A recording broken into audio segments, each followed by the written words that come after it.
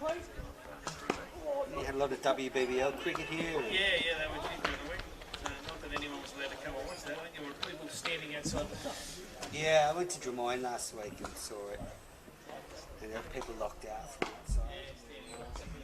Yeah. It's unfortunate. Anyway, that's the world in which we live.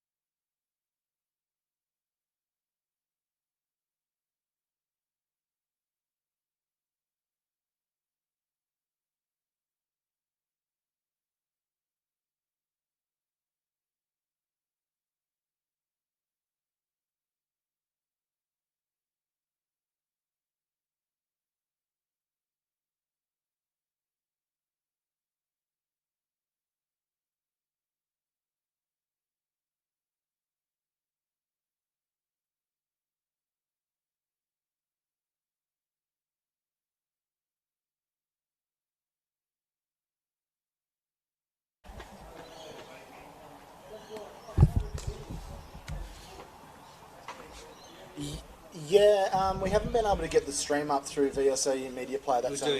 doing it Oh, now, it's no. He's got it now. Menace has got it now, so it's all good. Yeah, no, that's all good. And yeah, everything else we did our sound check about half an hour ago, and that's all good. And yeah, we're all in position to get started at 2:25. Yeah. So will you guys send us a message in the WhatsApp group when we're live, or how do you want to kick it off?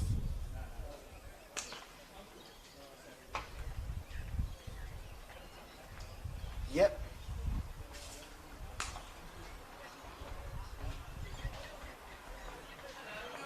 Yep. Yep. Sure. Yep. Yep. Yeah. Yeah, perfect. No, sounds good, Zach. We'll flick a message if we have any issues, but it's all looking good from our end at the moment, mate. Lovely. Yeah, we're excited as well, Zach. It's going to be good. Awesome. Chat soon. Bye, mate.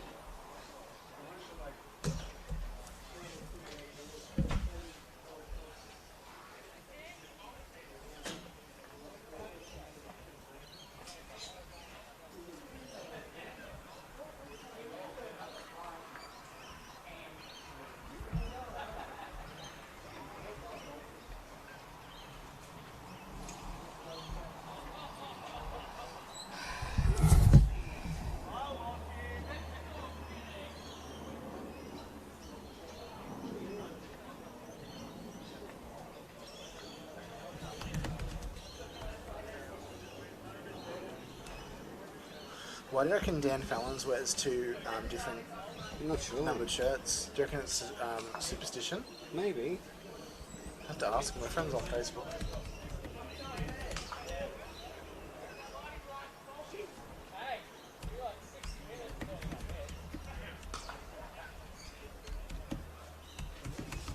They're taking a picture of Andrew Walsh.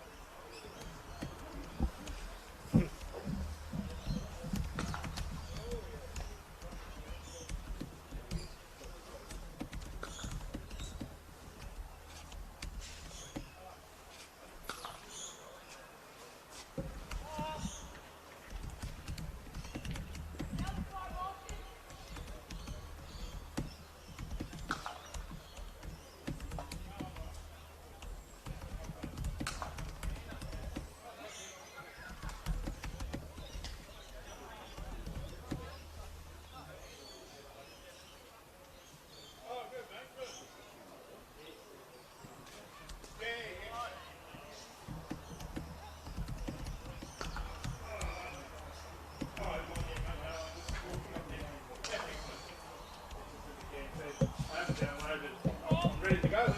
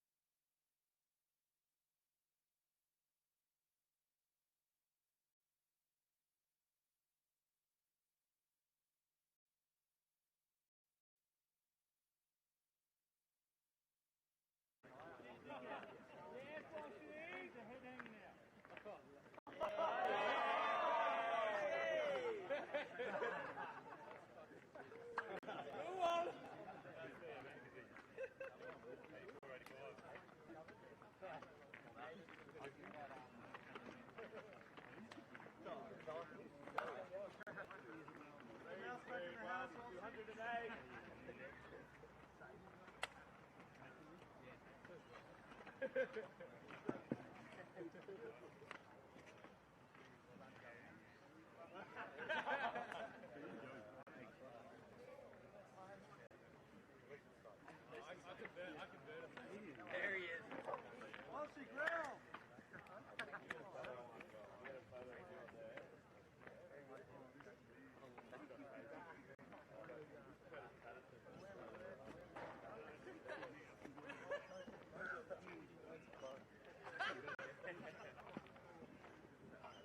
Up at Walshy! Yeah, sure. There is now a photo shoot in the center of the field, but there is no one else playing now, so that's the only one I can close up.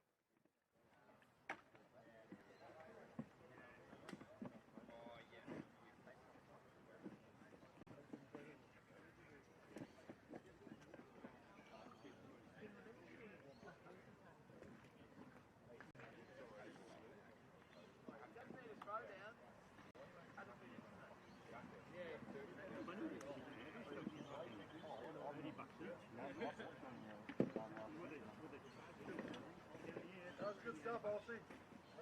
Yeah. Look good there, mate. Aussie, get right, mate. Well done.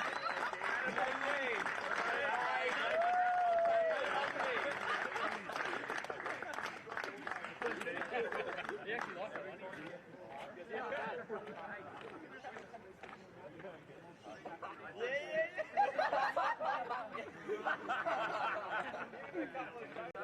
Get that shot for a photo of That'll be $10 and all the donations, please. You've been to America?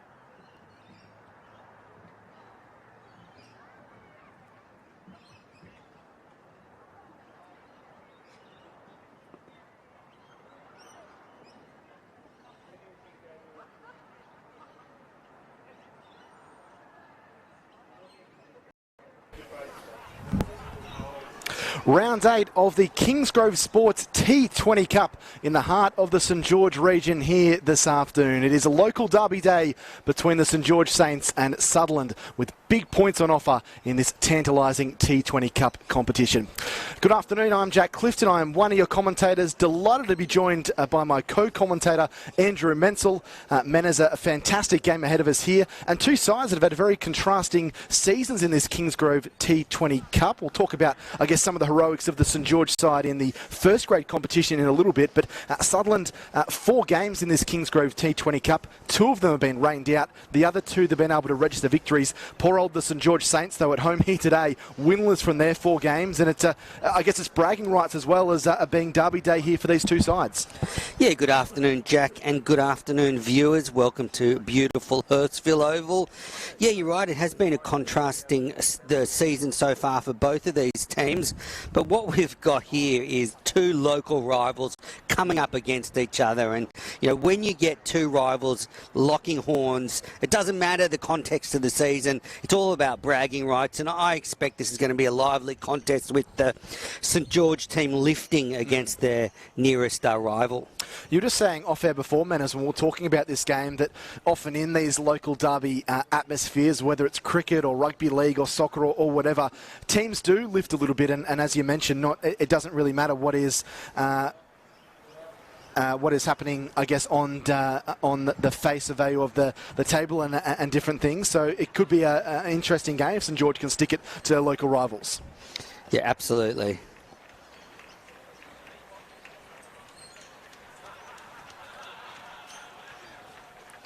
So we see the Sutherland side making their way out to the middle.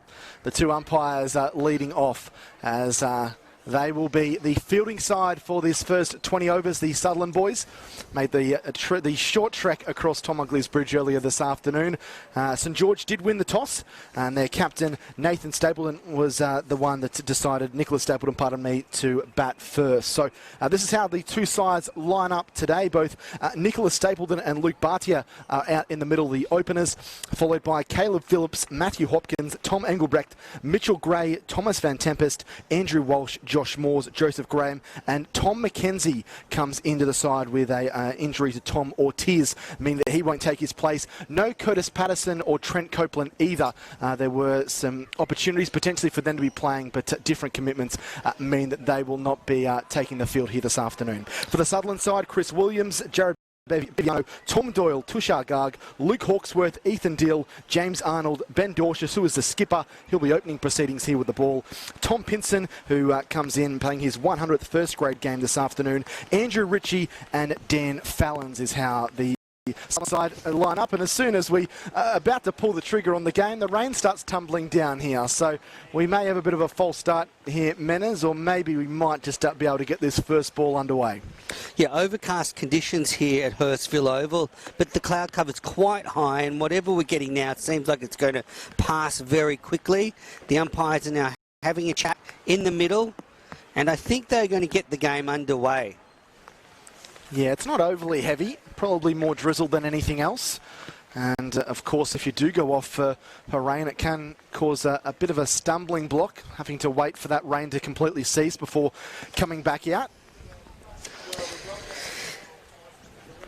Dorshus will be the man with the white ball to bowl this first delivery of the innings. At the top of his mark, the Sydney Sixers representative has made a real name for himself in the T20 game over the last 3 to 4 summers, and captain of this Sutherland first grade side. He's had a good start to his 2020-21 campaign. It's just some delays here as the umpires wait for the final confirmations. Yeah, an important game for Dwarshus leading into the Big Bash to get some overs under the belt in T20 cricket, as he'll be joining up with the Sydney Sixers in the next couple of weeks. Had a really good campaign last season with the Sixers, didn't he, in that championship winning season for the Sixers? Yeah, and coming off a significant back injury leading into that year, quite an achievement for him to come back to full pace. Yeah, real leader of this Sutherland side as well. Obviously he is the skipper, but leadership capabilities shown in the last couple of years, really making him important to Sutherland as he starts with the first ball, and it's cut backward a point, and straight away St George are off the mark, and it is Stapleton who gets himself to one.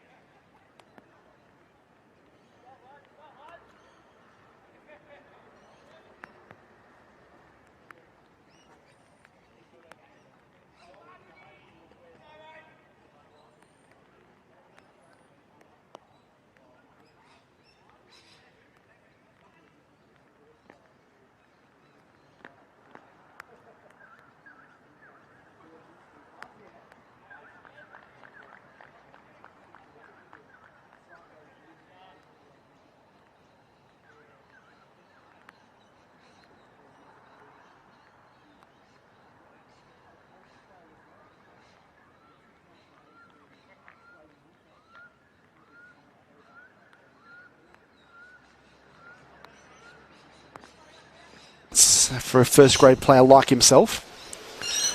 Dorcas into Bartier, who is again pushing and wafting outside that off stump.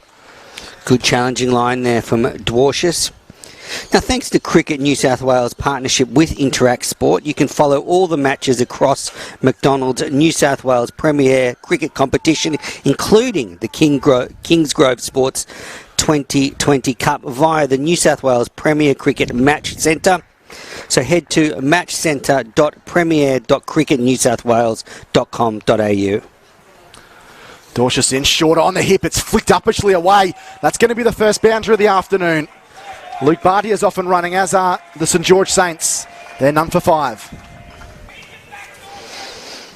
Yeah, that was a nice shot. Dwarshus just getting a bit straight there. And Bartier playing nicely, square on the onside. Mena's one of the real challenges for this Sutherland team this afternoon is going to be some of the heckling from the far side of the St George players that are out there. One of them just gave a bit of bowling advice there to Ben Dorcas as he comes in, and playing a miss there outside the off stump, at his feet cemented to the popping crease there did Luke Bartier. Yeah, just through the hands at that one with no real footwork. It's also great, Jack, that these matches are being streamed via News Corp on the Daily Telegraph. So if you are a local fan of these clubs, you can watch the matches live. Last ball, the first over. Dorcas in, and again flashing outside the off peg is Luke Bartier. It's the end of the over. Not a bad one for St George to start. Stapleton is 1, Bartier is 4, and St George are none for 5.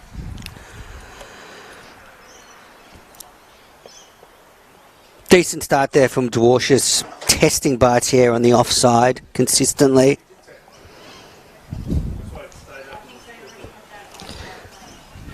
Now Tommy Pinson to open from the Bill O'Reilly end. 100th the first grade game for Tom Pinson. 100th So I guess before we get into the Tom Pinson. So I guess before we get into the sort of nitty-gritty, jacket, this is an important day for this competition, the Kingsgrove Premier T20 Cup. Definitely. Sutherland have done well, St George have struggled, but all the teams are in action today, so significant. The results will be significant. Punched uppishly, and there's a shot at the stumps, but they do scurry their way through for a single there. Stapleton, the captain. 2 balls, 2 runs for him. Yeah, full toss there from Pinson. Yeah, it is a very important day because Sutherland have played 4 games. 2 of them have been rained out. 2 wins. A loss would certainly make them nervous heading into a game next week against Randwick Petersham out there at Coogee Oval. Here is Pinson to continue. Driven uppishly again, but straight down the ground. That's a good shot by Luke Bartier. Going down towards the boundary, and he picks up 4 more. So a couple of really classy shots here from the opener, Luke Bartier here, Menas. Yeah, lovely start from Bartier. Boundary last over, and then another boundary with a nice on drive. Seems to play well when the ball's close to his body. We saw him in the last over, just slashing it a few with not a lot of footwork, but yeah, his strength is he hits over mid-wicket and he targets the short boundaries. Ford There we flicks go. this uppishly well away from the field. That's going to be 4 more. This is quite the start by the St George opening batsman. He really picked that length up quickly, Menners, and flicked it away with consummate ease. Yep, just over pitch from Pinson. And Bhatia swooped on it with a nice shot. This is a good start. Well, St George have come out of the blocks fast. Luke Bhatia has continued his interesting start to the season.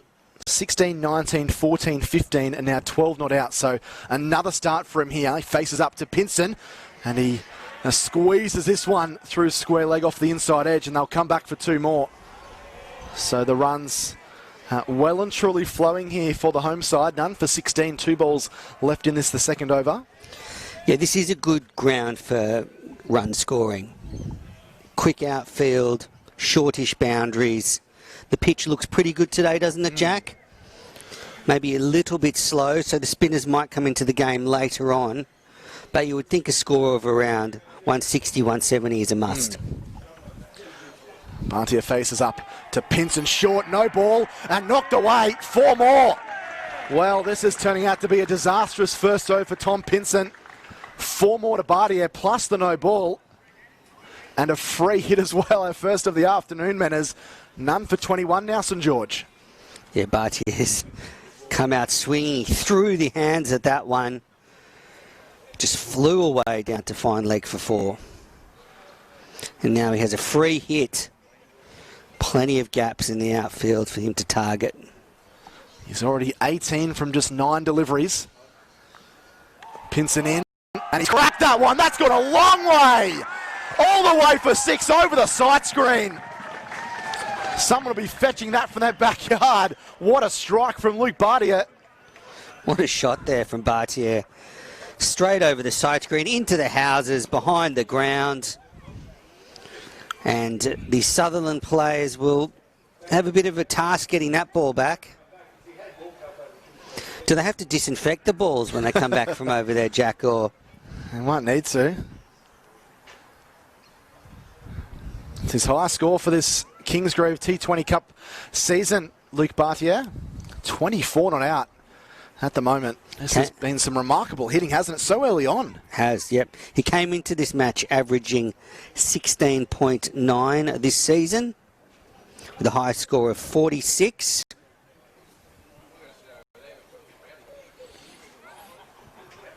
But I guess the important thing now, man, is for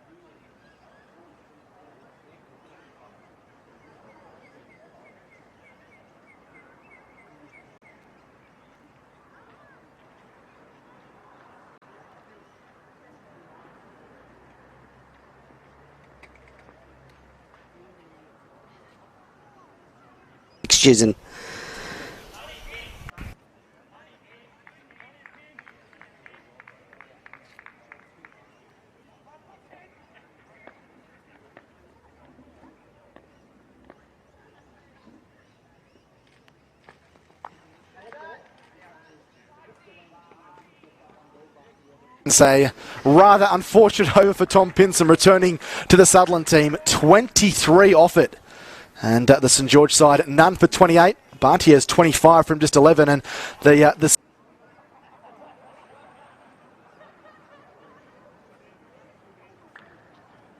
Andrew Mansell.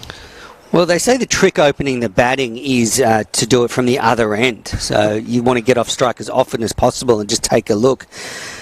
And that's exactly what the skipper Stapleton has done. If you're just tuning in now to the coverage, we're at Hurstville Oval. St George in red, Sutherland in blue.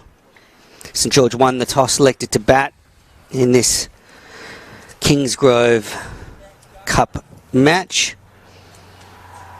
All the teams in action today. Sutherland looking good for a final spot, but they wouldn't want to open the door for some of the teams nipping at their heels. They'd like, if they can win today, that'll put them in a pretty good position heading into the last round next week. change of bowler. Tom Doyle coming in to bowl right arm around the wicket. Right arm around the wicket.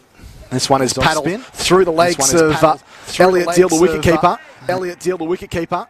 And I'll come back for 2 more. So Cheeky little reverse sweep there from Bartier. Showing some confidence.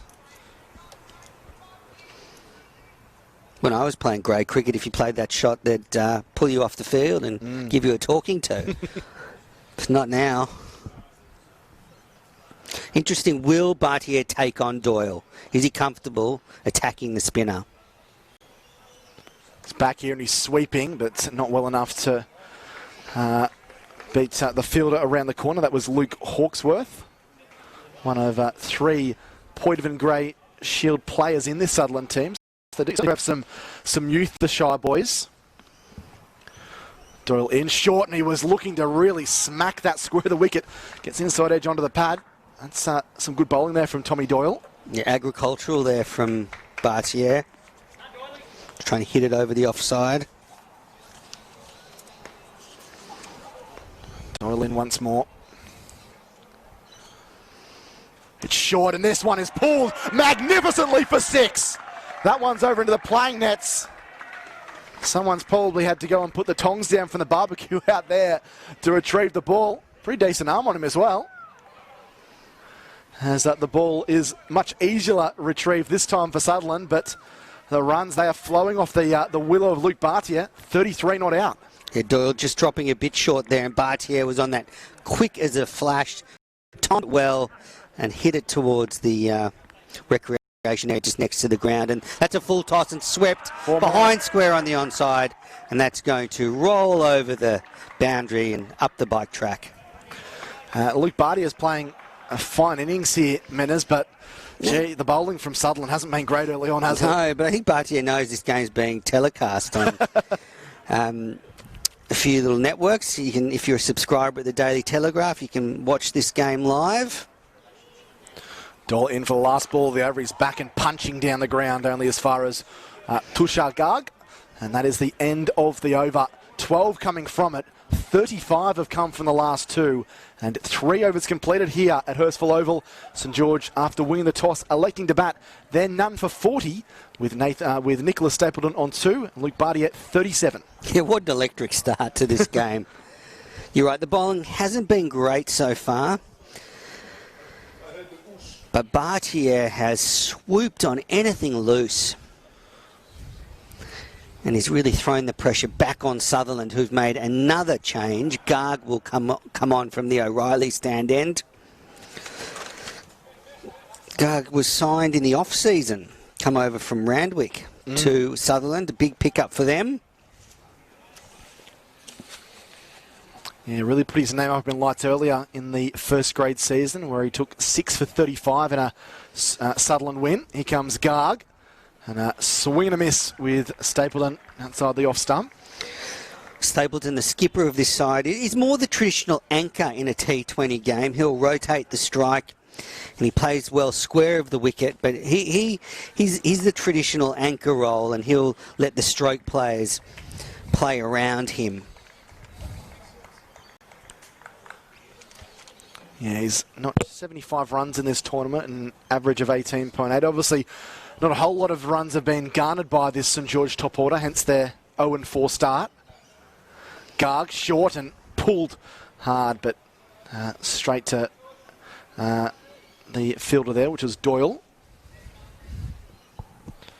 Something that we haven't seen an awful lot this innings, man. There's a couple of dot balls in succession for Sutherland.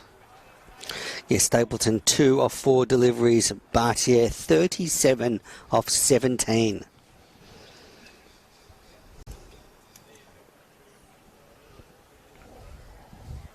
In comes Tushar Garg, and this one's bowled him, but it's a no ball, would you believe it? Nothing is working out for the Sutherland side, boys, at the moment. It's a great delivery. Nicholas Stapleton, the captain, having a whoosh across the line, crashed into off stump. It won't count though, and it's a free hit as well for St George. That ball seemed to keep a little low off the deck, which does sort of play into what I was saying before, that this pitch might slow down a little as the game goes on. So great toss to win from St George, and also good to come out of the blocks fast and score some runs while the ball's nice and hard. Yeah, we did hear some of the St George officials earlier talking about the Point of Grey Shield game where Sutherland won after batting first, getting 130, and St George only able to muster 8 for 108 in reply. So what Menas says is probably going to be on the money. Here's Garg with a free hit, and this one slugged over the deep. It has been attempted to be caught, taken the fingertips and gone for 4. So St George's luck continues. The runs continue to flow here at Hurstville. And Nicholas Stapleton, the captain, cashing in that time, Menas. Yeah, free hits. So just opened the arms and hit it over cover. Desperate attempt by the cover fielder to try and get a hand on and save some runs, but unable to do that. Stapleton now 6 off 6, his first boundary of the day. Garg into Stapleton, who's pulling this one in the air. Again, not getting it out of the middle, but finding space in this outfield as Pinson comes around to clean up and ensure just the single is taken. But they're willing to swing the willow, particularly across the line, Menas. Yeah, they're taking on the Sutherland attack early. They're not giving the bowlers time to settle, are they? Smart tactic. 4th over, 4th different bowler. And look at that run rate, 13.5 runs per over. Very handsome start here by the home side. It brings Bartier back on strike. Garg gets his first opportunity at the big hitter. This one square driven, beautifully struck, but picks up the man out in the deep, and well fielded by Tom Doyle, keeps it to just the single. Yeah, smart bowling there by Garg. He's put the man deep on the offside. He's got a third man. He bowled it wide and full, not giving Bartier any chance to swing across the line like he's done so well already today. Brings the skipper back on strike. Last ball of the 4th over. In comes Tushar Garg. This one is crunched. That's a beautiful shot. That's gone for 6 more as well. Oh, well, Sutherland, they're in a world of hurt at the moment. That brings up the 50 after just 4 overs. And it's yet another 6 to the boys in the red and white. Garg will be ruining that no ball earlier in the over. Be very frustrated. No doubt his skipper will be frustrated. And he was punished for it. Stapleton hitting a 4 and then a 6 to finish that over. So Garg's first over. None for 13 off 1 over. Ben Dwarshus has taken the ball again. He might have been hoping to save some of his 4 overs for the back end of this innings.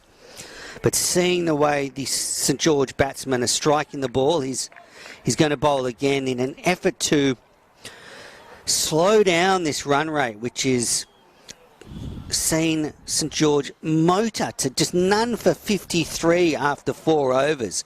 Tremendous. Run rate of 13.3. So Benny Dwarshus, the star player, the reigning Big Bash champion, what can he do? First over went for just 5. He comes in here. This one's a wider, slower ball, and Bartier is safe to say he didn't pick that one. No. Yeah, smart bowling there from Dwarshus, wearing the number 23. A famous number in sport, isn't it? It is. Very famous. Started with Michael Jordan. You must have seen The Last Dance this year. Very good, wasn't it? And then more locally, Shane Warne and Michael Clark made it that number famous for Australia. Now Dwarshus. And he comes to Bartier, which wraps into the pad, and they will comfortably get through for a single. But Dwarshus just looking to settle things down here. The leader and the skipper. Maybe throw a couple of balls in, try and get this momentum to shift that has been well and truly with St George from pretty much ball 1. I had a chat with Benny Dwarshus heading into last summer, and he'd had some quite revolutionary surgery on his back. He'd, I think, gone to New Zealand for it. And, it was quite a big operation, and it's come up really well. Here he is again, and Stapleton just nudges that into the offside. And they motor through for a single. But yeah, quite a major surgery on his back. And, you know, there's some risk involved with those kind of surgeries, but he came out of it really well. And he slowly, last season, we saw him get better and better and better for the Sixers. And he'll be looking to continue that this year.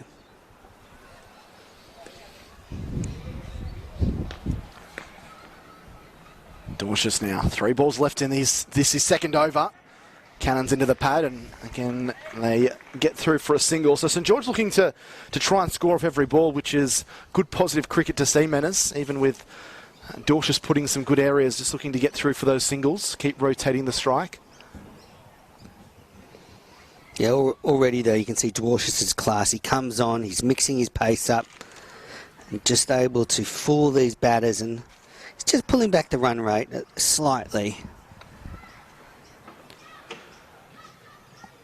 Dorcius in, shorter ball, poked through backward point for the single.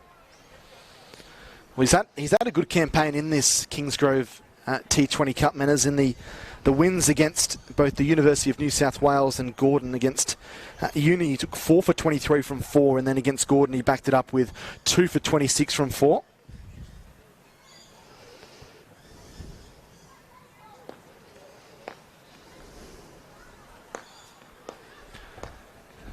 Dorcius, none for 7 off 1.5. He's in here, pitching up, driven backward a point. That's 4 more. A touch streaky perhaps, but it was well placed and really well timed as well.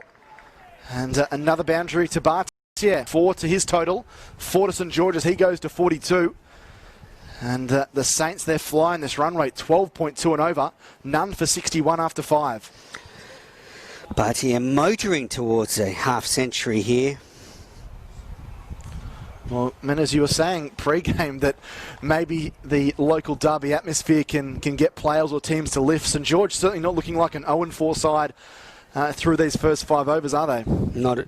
You're right. They're looking good so far.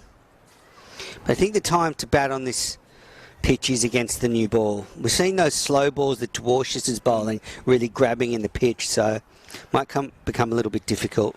Guard to continue. This one's gone straight up in the air. There's a Sutherland player underneath it, and he'll take the catch comfortably. So that is the end of the skipper, Nicholas Stapleton, for 15. Again, going for that big shot, but credit there to Tushar Garg, who's been able just to alter his length ever so slightly.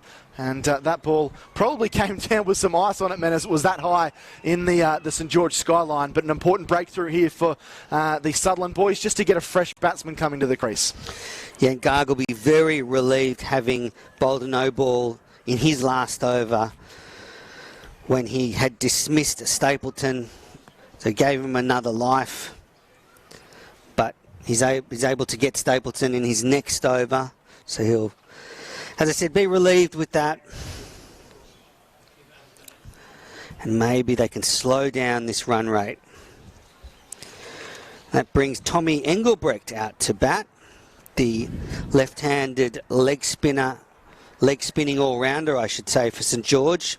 Here's another dasher. With Bartier and Engelbrecht out there, this Sutherland attack will be tested, you would imagine. Unfortunately, there hasn't been that much dashing from Tom Engelbrecht in the T20 Cup, just the 31 runs at an average of 7.8. So he'll be looking to cash in, much like Luke Bartier has this afternoon. But Sutherland, they will no doubt be a touch more relieved having got that breakthrough. Obviously, the big gun in Luke Bartier still out there, 42 from 22, but Stapleton had hit a couple of big shots as well. The ball went so high that they probably could have crossed twice. They'd already run one run and the ball was still in the air. So that just shows you how high it went in the sky. You're right, Tommy Engelbrecht averaging 7.75 in this competition so far. Garg in, and Bartier looking to drive on the offside, inside edges it on the onside.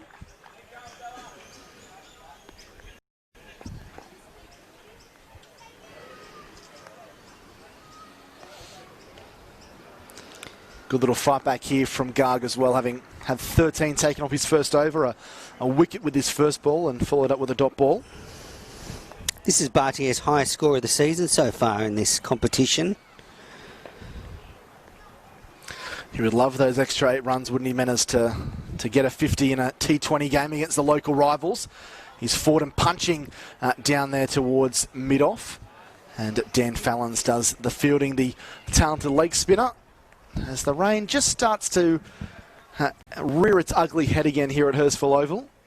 There were worries about the potential of thunderstorms this afternoon. I was looking at the weather up on my phone a little bit earlier. 70% chance of thunderstorms at 3 p.m. I really hope that doesn't happen, because rain would be one thing to really ruin what's been a great start to this T20 game. The first that has been streamed for this competition, with the Daily Telegraph, of course, involved, as Menas spoke about earlier. It's short and dabbed on the offside by Engelbrecht. No run.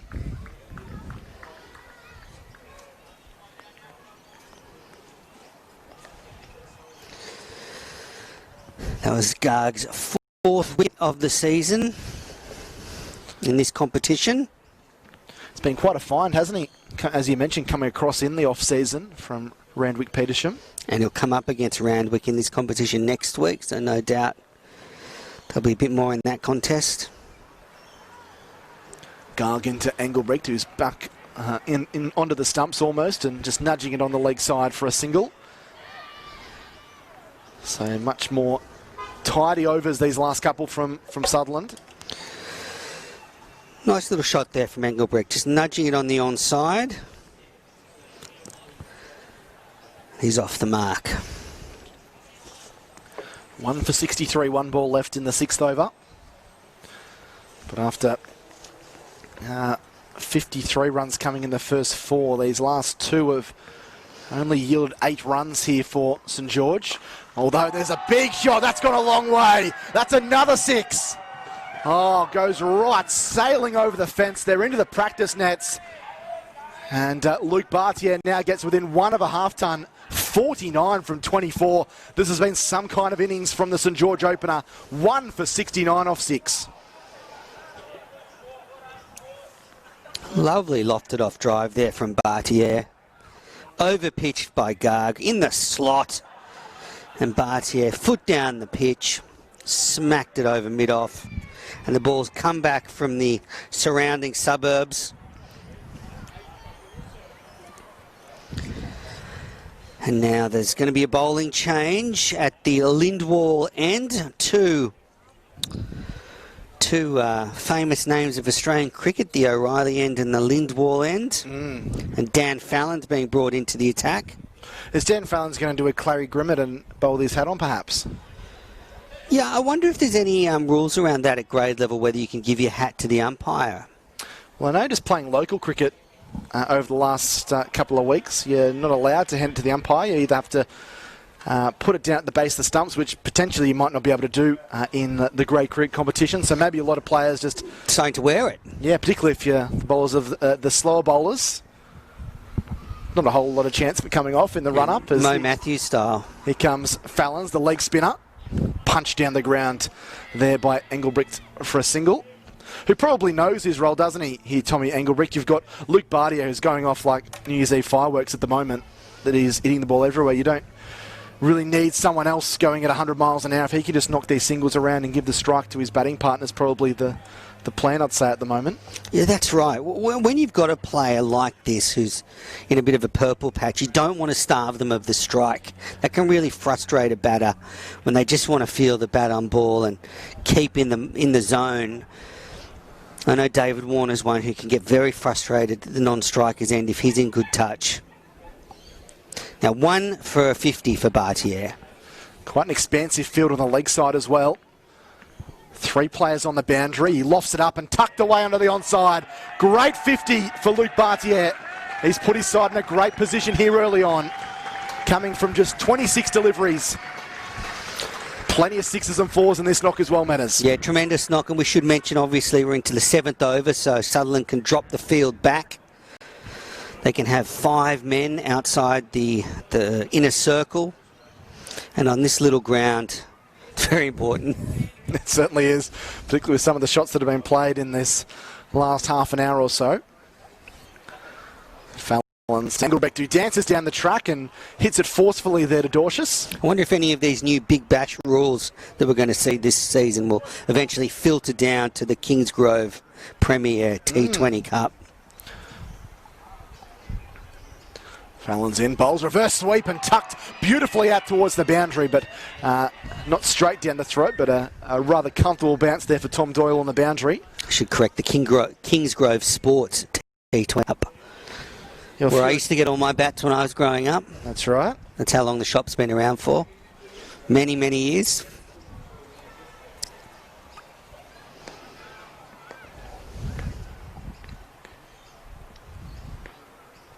Fallon's to Bartier, he looks to sweep and... Ooh, almost came back onto the stumps, but just...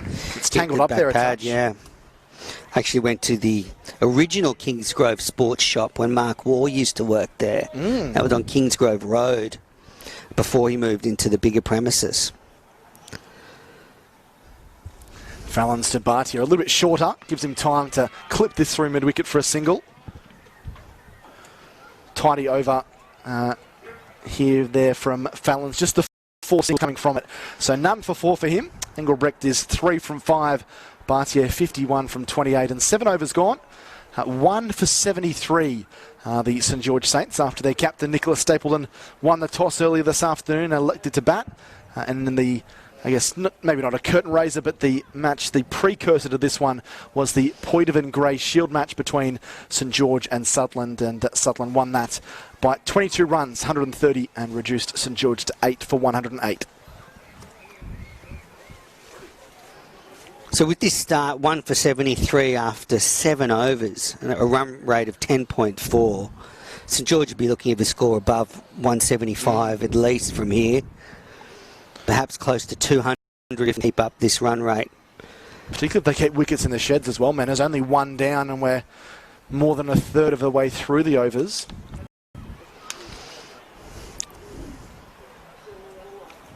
Good over from Dan Fallon's though, just 4 runs coming off it. Good start to his spell. Another change, Andrew Ritchie comes into the attack for the first time today. A right armour, pitches up full, and they're going to take on the arm here. It was a decent throw for the outfield. Might have been quite tight for... Yeah, I think if he'd hit there, he would have been out. Engelbrecht would have been short of his ground. Bartier hit that pretty much straight at cover and took off.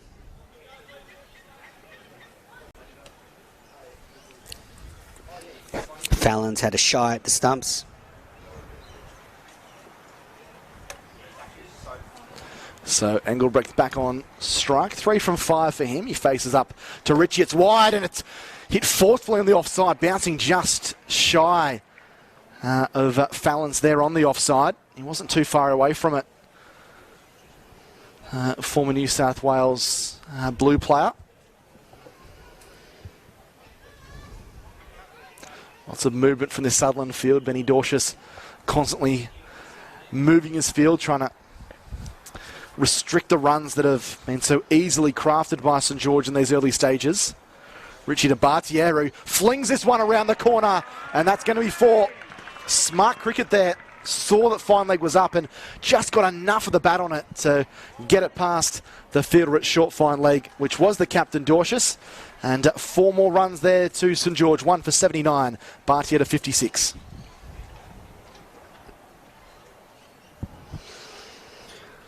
The Sutherland team up against it at the moment. They've encountered a red-hot Bartier. He faces Ritchie here and he drives exquisitely out through cover.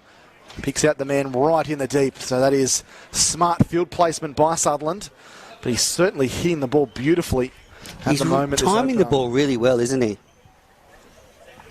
And I wonder if this St George team have just got a little bit of a boost from their backs to the wall victory. It's not often your number 8 comes in and smashes 200 with 15 sixes and bats you to a famous victory. Ritchie into Engelbrecht, who is trying to get something going as he hits that one strong. It was rather strolling almost on a Sunday stroll there as the ball was shied at the stumps.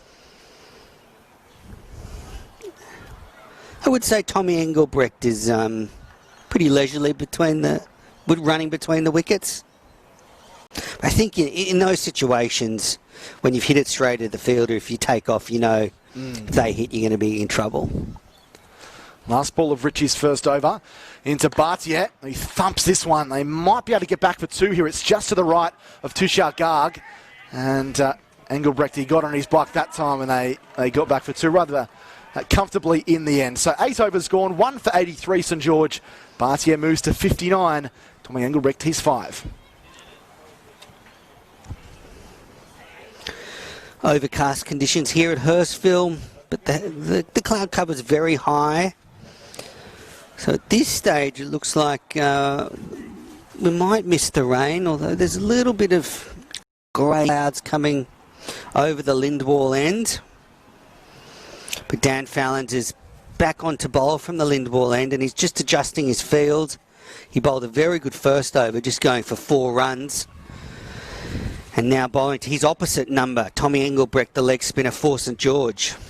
And he comes, this one lofted up as it's punched away out through the onside for the single.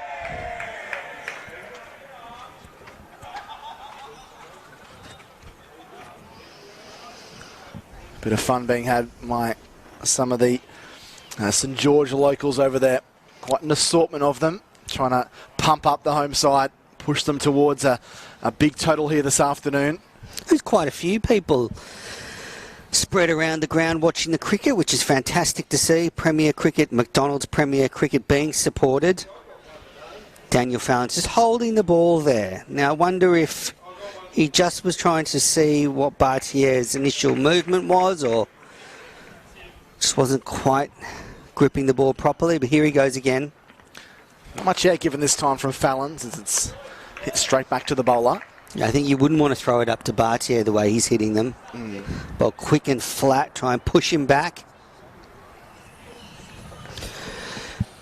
The gap's really on the offside behind point, and on the onside fine leg there's a few gaps, and there we go, he's swung across the line. And he didn't really get it. You could see the one hand coming off the bat, but probably a good thing he didn't get it out of the middle, because it probably would have gone down the throat there of Tom Doyle on the fence. Another single brings Engelbrecht on strike, who's going close to a runner ball. Strike rate of 75, 6 from 8 so far for him this afternoon. Fallons comes in and drops short. This one smacked down the ground, but again, Engelbrecht not getting out of the middle of the willow. You can see there that only bounced a few metres outside that inner circle, Menners. Engelbrecht had got hold of that. Probably would have been on Dora Street somewhere, maybe at Hurstville Library. Bartier back on strike on 60 of just 34 deliveries. This has been a dashing innings. There's been plenty of big shots from him so far this afternoon. Fallons in, he tries to paddle this one around the corner, but the Sutherland outfielders are aware of perhaps what he was trying to do on that occasion. Hawksworth doing the fielding.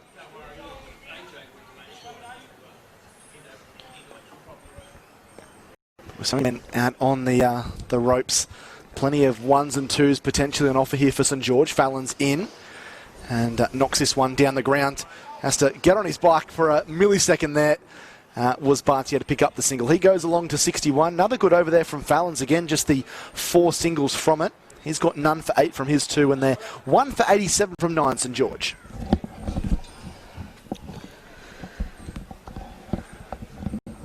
And if you're just tuning in and wondering what's going on around the grounds, well, it's been a big day in the Women's Big Bash League, with the Sydney Thunder qualifying for the finals. And it looks at this stage, unless the Sydney Sixers can pull off a miracle against the Melbourne Stars at North Sydney Oval, the star-studded Sixers will miss the finals for the 2nd year running. So at this stage, we've got the Melbourne Stars, the Brisbane Heat, the Sydney Thunder and the Perth Scorchers all in line to play the WBBL finals. And the Sixers chasing a miracle at North Sydney Oval. But back to Hurstville Oval. Pinson back into the attack. This one's been tickled away off the hip, down to the boundary for 4. It is not good times at all for Tommy Pinson. 27 have been taken off his 1.1 overs. And Luke Bartier is continuing to give him nightmares. He goes to 65. Didn't just not missed a trick today, Bartier. Any time the bowlers have strayed, he's put it away.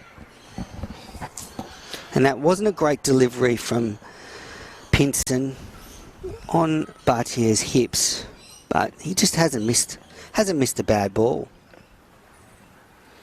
Pinson to Bartier, advances and then thrashes that to the offside, and they take on the arm there of Fallons, who stumbled and made a slight error. Saw them get through for the single. Run rate exactly 10 per over. It's been a very impressive first 9 and a bit overs from the home side. Yeah, it's been all St George so far. Tommy Engelbrecht back on strike. The burly right-hander. Faces up to Pinson, who pitches up, and it's thrashed through the offside. Great piece of fielding out in the deep there from Dorcius. A slight little fumble sees them get back for a second, but Engelbrecht looking to try and join the party now as well. With the score at 1 for 94, 3 balls remaining until we're through the halfway mark of the innings. Would the expectation for St George be to try and double this score, 200? I think so. Especially being just 1 wicket down.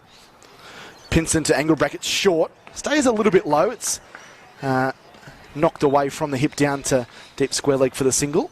They'll certainly be their aim. My concern is, as this ball softens, will it come off the bat quite as well as it's been coming off so far? But with so many wickets in hand, with Bartier in form, they certainly can get up around 200. And with so many wickets in hand, they can really attack the bowling. Well, if he stays out there, Bartier, then I think 200 is definitely possible. As he punches this one down the ground, firmly struck. Probably a little bit too well struck to get a second. Good fielding by Tushar Garg out there. Reminds me a little bit of when Darcy Short. Was it this over where he went off and scored 250 in a domestic 50-over game? I think it was. I think you're right. Bartier reminds me a little bit of the way he bats.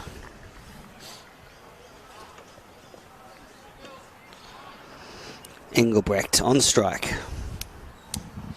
Pinson in with the last ball of the over, and he pokes this one away through backward points. It's a long chase out there for Tom Arnold, and they get back for 2 runs. So good running there by the pair, and that takes us to the 10-over mark of the innings. It's been a good start by St George. They are 1 for 98, scoring at 9.8 runs per over. It's been all Luke Bartier, though, 67 from 39, and Tom Engelbrecht is starting to show some good support as well. He's 12 off 12. Well, this year in the Big Bash, this will be X Factor time. That's Jack, right. have you managed to work out the new Big Bash rules? So at this stage in a game in the Big Bash, you are able to now substitute in a player. So if you're Sutherland, you might think, well, St George are going to make a big score. We're going to sub out one of our bowlers. But they could only have bowled 1 over. Okay. So you might have not bowled Tommy Pinson that over and then said, have a rest, mate. We're going to bring in a batter because we're going to be chasing a load of runs. Or St George on the opposite might have thought, look, we don't probably need all our batters. We'll bring in another bowler. So that's the X factor. It's happening in the Big Bash this summer.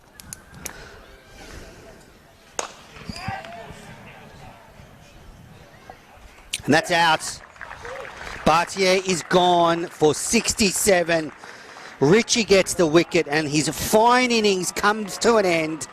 A lofted off drive was caught in the outfield by Garg, and Bartier walks off with 67 runs off just 39 balls to his name. 40 balls. Yeah, just didn't quite get that one, did he, Manners? It was struck firmly, but landed just inside the rope, and a good pair of hands shown then by Tushar Garg. It's not an easy catch to make when you've got to take into calculations where your feet are in terms of the playing field, but take nothing away from a fine innings there from Luke Bartier. 67 really well made runs. It was a highlights really in the early portion of his innings with some of the shots that he played, and he's put his side into a very good position here at 2 for 98 at the start of the 11th over. Yeah, absolutely. Fine innings from Bartier, and now Matthew Hopkins comes to the crease to join Tommy Engelbrecht. And the Sutherland bowlers will breathe a sigh of relief. It's something, sorry to cut you off, Menas, but No. something that St George have lacked in this competition is someone up in probably the top 4 or 5 to really lay a platform and get runs for them, to give them a chance to springboard towards a score of 140, 150, 160, and he's certainly done that, and now it's going to be up to the rest of the middle order and the lower order of St George potentially to continue this job, and in walks Matt Hopkins, a fine innings of 36 off 28 against Mossman in the last game where they lost by just a wicket. Averages 251 in second grade in the couple of games he's played this year, so quite a player. Richie into Hopkins to Engelbrecht, who just plays to deep cover, and they stroll through for a single, and it brings Hopkins on to strike, the left-hander. He spoke about the last game against Mossman, a heartbreaking victory for St George. Mossman winning with, 9 wickets down, a 1-wicket victory. Whereas in the last game, Sutherland thrashed their opposition. Anyway, here's Richie in again, and Hopkins just plays and misses to a wide ball. So Fallon's he's sensed an opportunity here, and he's brought the field in.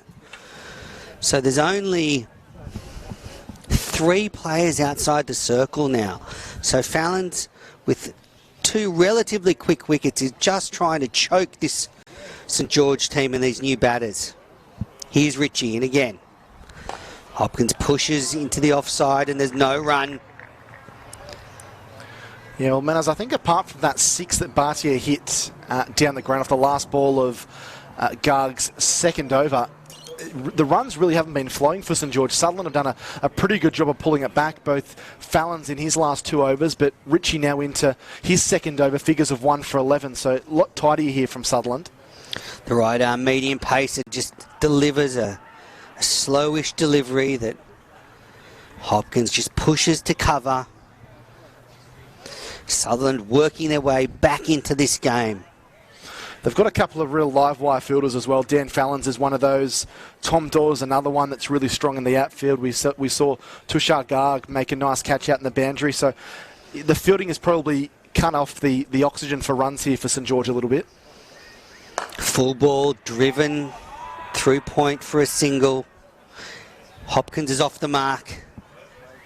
And that's the end of a successful over for Andrew Ritchie. He now has figures of 1 for 12 after 2 overs. St George 2 for 100 after 11 overs. That single bringing up the 100, and the run rate is now 9.1. 4 overs ago, the run rate was up around 12-13, so they have managed to peg it back, and as the ball's just got a bit softer, just not quite coming on as it was when the ball was new and hard. And now there's going to be a change from the O'Reilly end. Tommy Doyle brought back into the attack. Yeah, and I think that the good start by St George probably means these players can take a little while to settle as well. Doyle, quick and flat, and Hopkins is back, cutting to Ritchie at backward point. No run. Good captaincy from Fallon's, bringing the field in a little and trying to keep these batters on strike, not let them get the easy singles. And that's, there's an appeal, that's down leg side, but it's been called a wide. The umpire, well, did not fall for those shenanigans. There was an appeal, but given wide. 1 to the total. Short ball.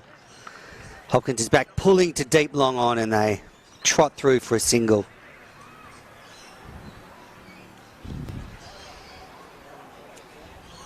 Score now 2 for 102. We're in the 12th over here at Hurstville Oval of this Kingsgrove Sports T20 clash.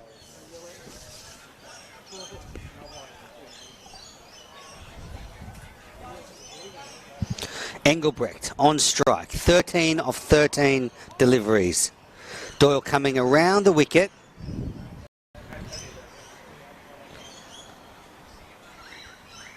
Engelbrecht's moving his feet and smashing to deep long on, and they'll just get an easy single. Doyle coming around the wicket and just trying to tie up the right-hander there, not give him any width to free the arms. It certainly worked. And he's going to stay around the wicket for the left-hander, Hopkins. He trots in from the O'Reilly stand end, tosses it up, and that's swung across the line. There's a fielder out there, and he's taken the catch. Good catch in the outfield there at deep square leg. And Hopkins is gone. Tried to hit that one for 6 and didn't quite time it. And Doyle gets his first wicket of the match. Yeah, I think it might have been Tom Pinson out there that's taken that catch. It was remarkably well judged in front of some of those heckling supporters as well. Wouldn't have been easy. He actually jumped at the last minute to make sure he judged it perfectly. And that's a really smart catch. And another wicket falling. You're right, it was Tommy Pinson, and he looked like a little bit like a goalkeeper there, the way that both hands went up to take that one. Had there been a shorter fielder there, say someone my height, and if you... I'm about 5'3" or 4. That would have sailed over. Generous menace. Added a couple of points there. That would have flown over for 6. So Tommy Pinson in the right spot. He made good ground in the outfield there, and Hopkins has gone early. That'll make him feel a bit better as well, Manners. His 2 overs have been trounced really by the St George batters, and had he dropped that in front of the St George faithful, he probably would have been wishing the earth would open up and swallow him. But he's taken a good catch there, got his side another important breakthrough, and they're just chipping away at the moment, Sutherland. St George not in trouble, but just stumbling a touch these last 3 or 4 overs. Yeah, definitely. Sutherland clawing their way back into this contest. Here's Doyle again, and Engelbrecht, the burly right-hander, just pushes it deep long off, and one more ball left in this over. And look, that dismissal brought Caleb Phillips out there. He's a country boy who's also the groundsman, or one of the groundsmen at Hurstville Oval. So he'll know this pitch very well. He's facing his first delivery. Doyle in around the wicket, and it's pushed, it gets past the bowler. He'll be disappointed with that. And Caleb Phillips is off the mark. Yeah, well, you've got a real Sutherland connection here with a North Narrabri and an Ulladulla boy together. So some of the South Coast finest, no doubt, looking to try and form a partnership here, Menners, and build towards something. 3 down for 105, 8 overs remaining. They can just start to develop a bit of a partnership and then really swing the long on these last 3 to 4 overs. Whereas I guess on the other side of the conversation, Sutherland, they get a couple more wickets here. They could potentially be chasing something around that 150 mark, which didn't seem possible at the 5 or 6 over mark. That's right. So beginning of the 13th over, here's Richie to Caleb Phillips, the new batter, who's just faced a delivery, who punches nicely to deep long on, just for a single. I was speaking to Trent Copeland in the lead up to this match, and he said that he thinks Caleb Phillips is really starting to come of age as a cricketer. That he's come from the country, his game's been developing, and this year he's really started to show some, to show a bit of performances to go with that promise. Here's Richie in, and just put Engelbrecht just nudging it behind point for an easy single. Yeah, so that's good stuff from Caleb Phillips, youngster. As I said, a groundsman here, so he'll be very familiar with the conditions. Yeah, he did well in the last game against Mossman in that heartbreaking loss. He hit 50 off 41 deliveries, so his form is certainly on his side in this version of the competition, so he'll be looking to continue that in this game.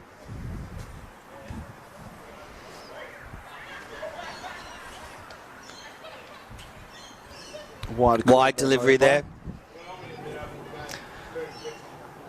Important for Sutherland not to be giving away too many of those. There's been a few wides, and of course I've seen a couple of free hits so far in the early stages of the competition. They don't want to hamstring themselves here, the Sutherland side. Richie in, and Phillips driving nicely. Easy single. We're even seeing there, Manners, that's his 3rd ball, and he's struck that beautifully. Obviously, it's only going to go down in a single in the scorebook, but timed that really well. Played with the full face of the bat. Foot was right next to where the pitch and line of the ball was, so he does look in good touch early on. Phillips 3 from 3 for him. Richie in from the Lindwall end, and Engelbrecht slashing at that one over cover. Just little bit of the outside edge of the bat there, and they amble through for a single, taking the score now to 3 for 110 after 12.4 overs.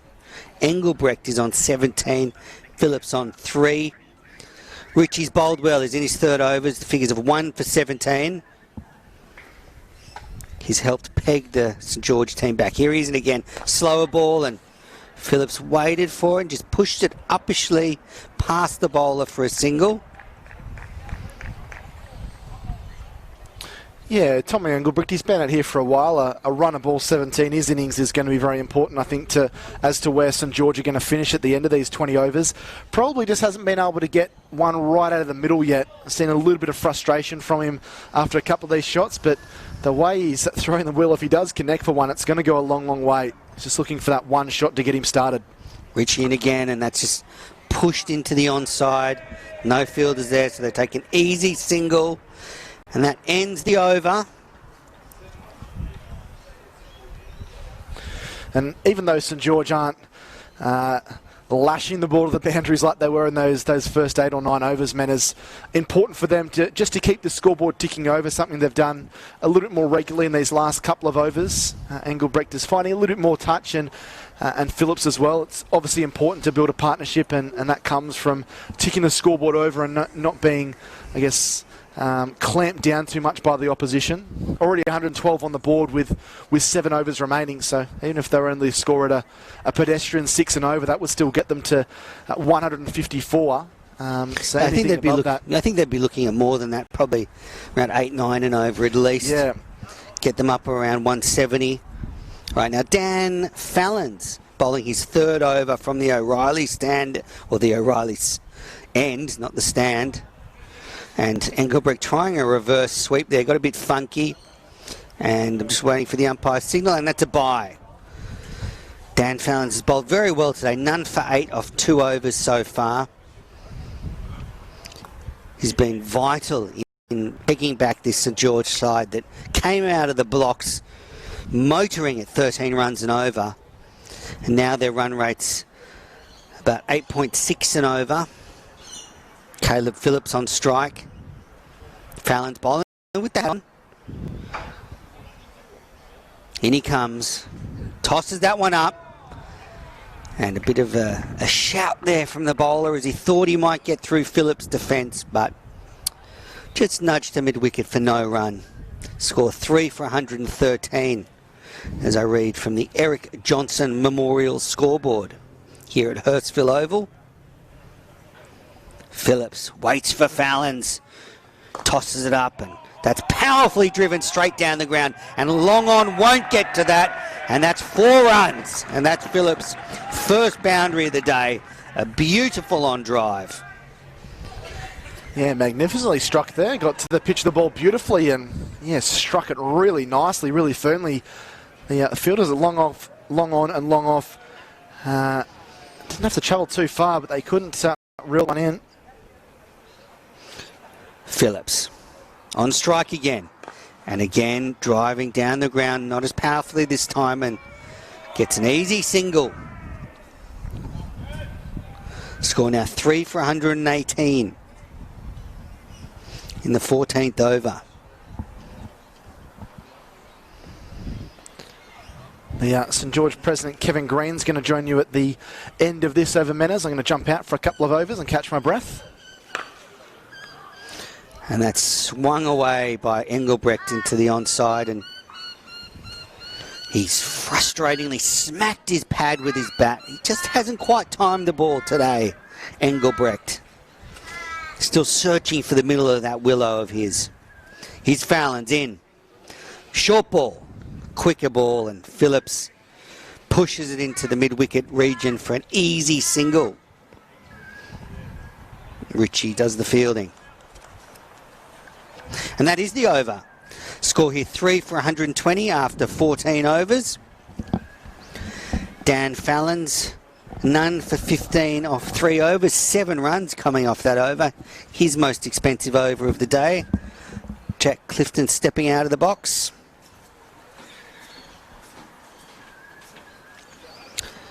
Garg is going to resume from the Lindwall stand end.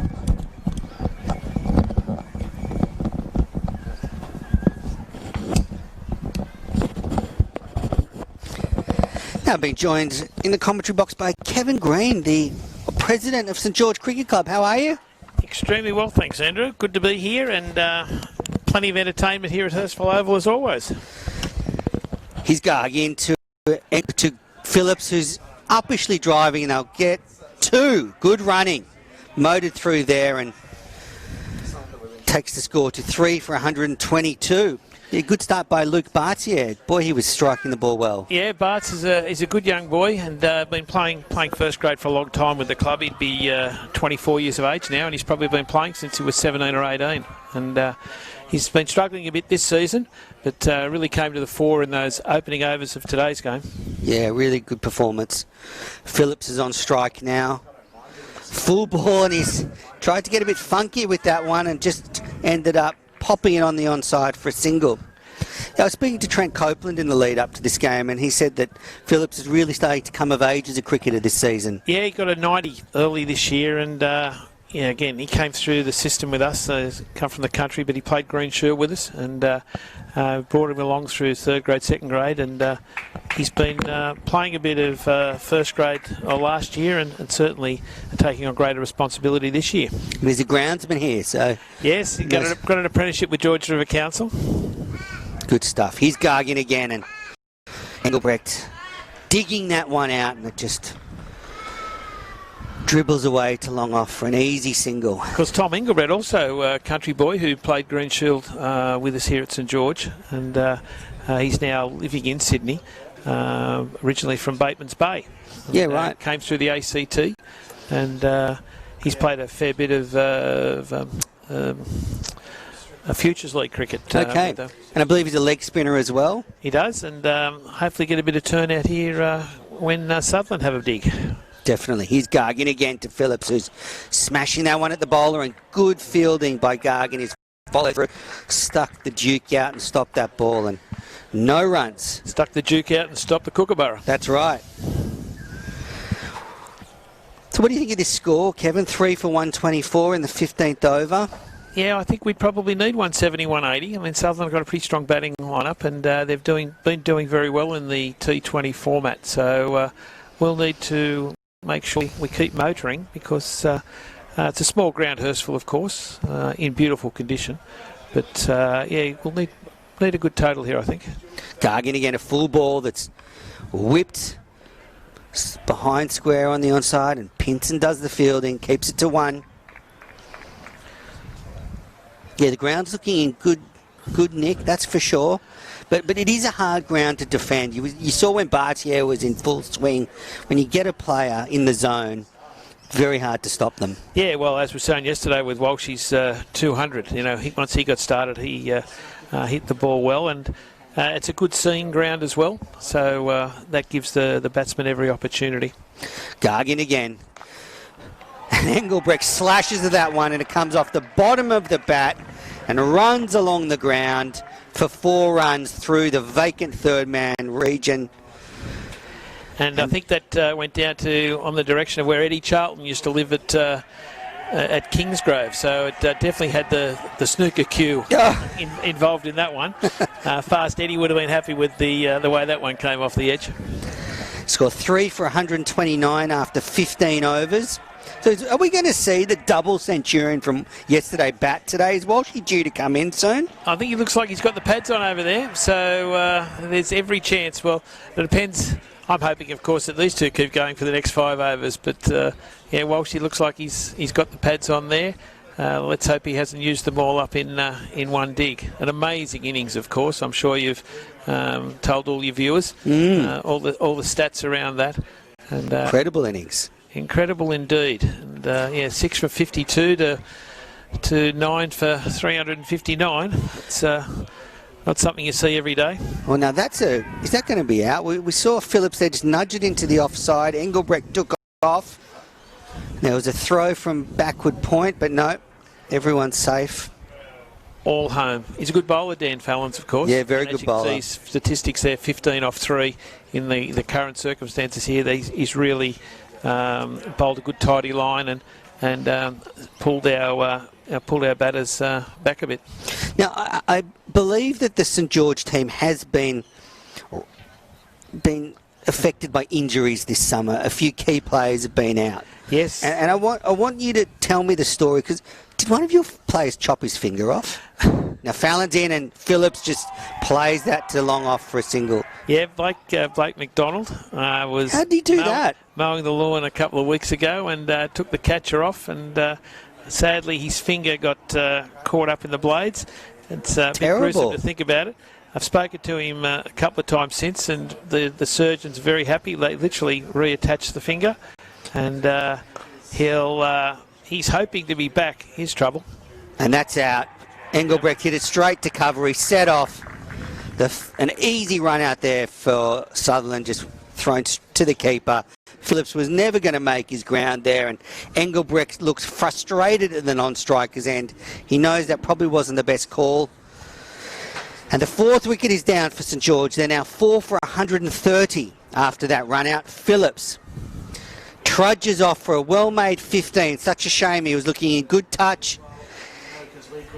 Drops the head, probably a little bit frustrated, just about to open up, and Engelbrecht, yeah, he doesn't look happy at the non-striker's end with that one. Well, you're getting what you wished for, I think, here, Andrew, because that's Andrew Walsh now approaching the wicket here again. And he runs on. Look at this. Fresh from 200 is Kane. Get me out there, he says. Steve Smith skip. And Walsh will join Engelbrecht. Yeah, so back to poor Blake McDonald chopping his finger off. Because when I heard the story, I thought he'd seen, I don't know if you know, but Pat Cummins has lost half his finger and is now the #1 bowler in the world. And I thought maybe McDonald was thinking, that's the trick. I don't think he was thinking too much about it, and I'll tell you, he's been in considerable pain. But as I say, the surgeons must have done a marvellous job, because Blake's pretty confident he'll be back before the end of this season. Oh, good. And after having that 7, and talking of injuries, Blake Nikitaris, also a very promising opening batsman. One of our trial games got washed out pre-season, so they decided to go down and shoot a few hoops, I believe. Shoot a few hoops, and unfortunately he shot his ACL, so he's out till next season, which is big disappointment for him. And Fallon's first ball to Walsh, and it's just played behind point on the offside, no run. So Walsh hit 15 sixes yesterday in that 200. 15 sixes, the equal fourth highest in any first grade innings in the history of the Sydney Cricket Association. Well, that's some record when you think about all the games that have been played. Yeah, Victor Trumper holds the record with 22, and a fellow you'd know pretty well, Shane Watson, with 16, and Tibby Cotter, the famous Australian opening bowler, also 16, and Trumper and Walsh on 15. Wow, good club to be in there for Walsh in. That's wrapped him on the pads as a big appeal, and that's gone. Well, 200 to a duck. Terrific delivery there by Dan Fallons. Pushed him back. Kevin stepping out, thank you for joining us. Absolute pleasure. Enjoy the rest of your afternoon. Will do. And that's Fallon's first wicket of the day, and Andrew Walsh is out. Trapped LBW to Dan Fallons. Pushed him back, caught him in front, and class bowling there from the Sutherland skipper. And welcome back into the commentary box, Jack Clifton. Well, you left and the wicket started falling. I know, Manners. Don't know if they'll be too pleased with that, but I was just reminiscing about the conversation we had with Kevin Green before we got on air this afternoon, saying that he wouldn't be surprised if poor old Andrew Walsh didn't get any runs, and unfortunately he hasn't. What a weekend, a whirlwind of emotions, from a match-winning knock yesterday of 208 from 209 to now getting out for a duck. And well, I wouldn't say Sutherland are well and truly on top, but they've certainly taken control over these last 3 or 4 overs, and St George looking uncertain at 5 for 130 and ruining these last few overs where they've wrecked their great start.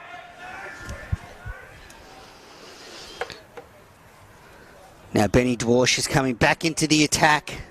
The score 5 for 130 after 16 overs. Tommy Engelbrecht on 24 of 23 deliveries. And with 4 overs to go, St George will be chasing boundaries. Can they get this score up to 170, which would be a tough score to chase, you would think. So Dwarsh is coming around the wicket, so he's going to be angling the ball into Engelbrecht's stumps. Here he is, Engelbrecht on strike.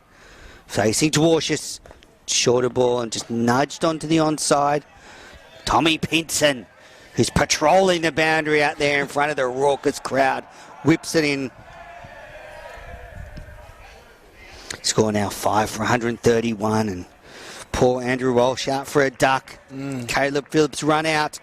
Just turn this game a little. Sutherland team swooping.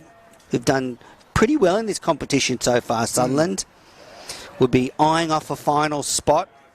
If you're under, there's 2 conferences in the T20. The Kingsgrove Sports T20 Cup. There's the Sixers Conference and the Thunder Conference, and the top 4 of each conference go through to the finals. Here's Dwarshus. Into Gray, who just nudges to point, and they take off for a single. Yeah, it's become really interesting, hasn't it? It's starting to ebb and flow, this game. St George, obviously, to use a boxing analogy, they had Sutherland on the ropes. They'd land a couple of shots to the face. Maybe gave Sutherland a busted mouth, but Sutherland have certainly fought back with some really good bowling, really good fielding here. And if things go their way in these next 3 and a bit overs, they may have St George all out. Dwarshus into Engelbrecht, who's swinging that one high and deep, and he's going to be caught. Straight down the deep mid-wicket's throat. There might have been Fallons out there, taking the catch, safe pair of hands. Never looked like dropping it. No. As casual as you like. They picked him out, Tommy Engelbrecht, and he looks frustrated. Engelbrecht, he helped run out Caleb Phillips. He was upset at that, and now saunters off. He just couldn't get going this afternoon, Menes. He didn't really middle the ball. He was frustrated with some of the shots that he played, and no doubt a handy little innings he's played there to keep the scoreboard ticking along, but he knows that his side would have needed more from him, and it hasn't been a great T20 campaign for him, unfortunately. And now St George in a really uncertain position. And Vane Tempest coming out to the crease. What a name, Thomas Vane Tempest. Joining Gray out there, and he'll be at the non-striker's end because the batter's crossed. Gray 1 from 1, facing Dwarshus. Coming in from the Lindwall end. Shorter ball, and it's pushed back at him. No run. This Sutherland side are circling like sharks, aren't they? Nice work there, Manners. Yeah, and I think we're just seeing the class of Ben Dwarshus, not just with his ability as a skipper to really get a feel for the flow of the game, but with his bowling now, 1 for 13 off 2.4. He's really put a clamp on this St George run effort. Dwarshus in a short ball. Gray swung at that one. It's gone high in the air. The keeper's, and he's taken the catch. Elliot Deal, nice work there. He looked a little bit uncertain underneath it, but he took the catch in the end, and that's all that matters. And Dwarshus now with a couple of wickets, and, well, St George are imploding, aren't they? Not too dissimilar to their rugby league team, unfortunately. And this is very, very disappointing, because after such a bright start, St George might be really labouring to get to 150 here, which seemed a foregone conclusion with what we saw in the first 10 overs, Manners. That's right. Still overs in hand, but that Dwarsh just banged that one into the pitch. Gray swung across the line, cut the top edge, and I think Ethan Deal is the keeper, took the catch, running away. That's Dwarsh's second wicket, 2 for 13 in his third over. Who actually, a couple of years ago, Dwarshus was included, maybe 3 years ago, included in the Australian T20 squad. There was a period there where the Australian Test side headed off early to South Africa for that now infamous series. Yep. And Warner stayed back and skippered a T20 side that won a tri-series. And Dwarshus was in that squad. Don't think he ended up playing a game from memory. Yeah, well, Isn't he eligible to play for an overseas team? Couldn't he play for the Dutch or something in international cricket if he wanted to? Yeah, I'm not sure. I'll have to do a bit of research with that, Manners, but I think so. I think he's a very handy T20 bowler, particularly when you look at batting-wise. He bats in the top 6 in first grade regularly for Sutherland, and I think we've seen a couple of really handy digs that he's put in for the Sydney Sixers in recent seasons, so it's becoming that all-round package in 2020. Vane Tempest facing his first ball and defends. Cautious fields in his follow-through, and the end of a successful over for the skipper, this Sutherland side. Ben Dwarsh 2 for 13 off 3 overs. Yeah, well, it's going to be interesting, isn't the run chase coming up, because we spoke a little bit earlier, Menas, about that Poitevin Grey Shield game where Sutherland got 130, and from all reports it seemed as if some of the St George officials thought that that wasn't a very ominous score and something they could certainly chase down, but they struggled as the pitch wore on and got a little bit older, and the ball got softer and only managed 8 for 108. So I wonder if that will play out in this game, or whether Sutherland are very pleased with the display they put forward, and even if they have to chase 150, 155, they will be feeling confident that the conditions are going to suit them. Looks like Richie's coming in to bowl his 4th and final over.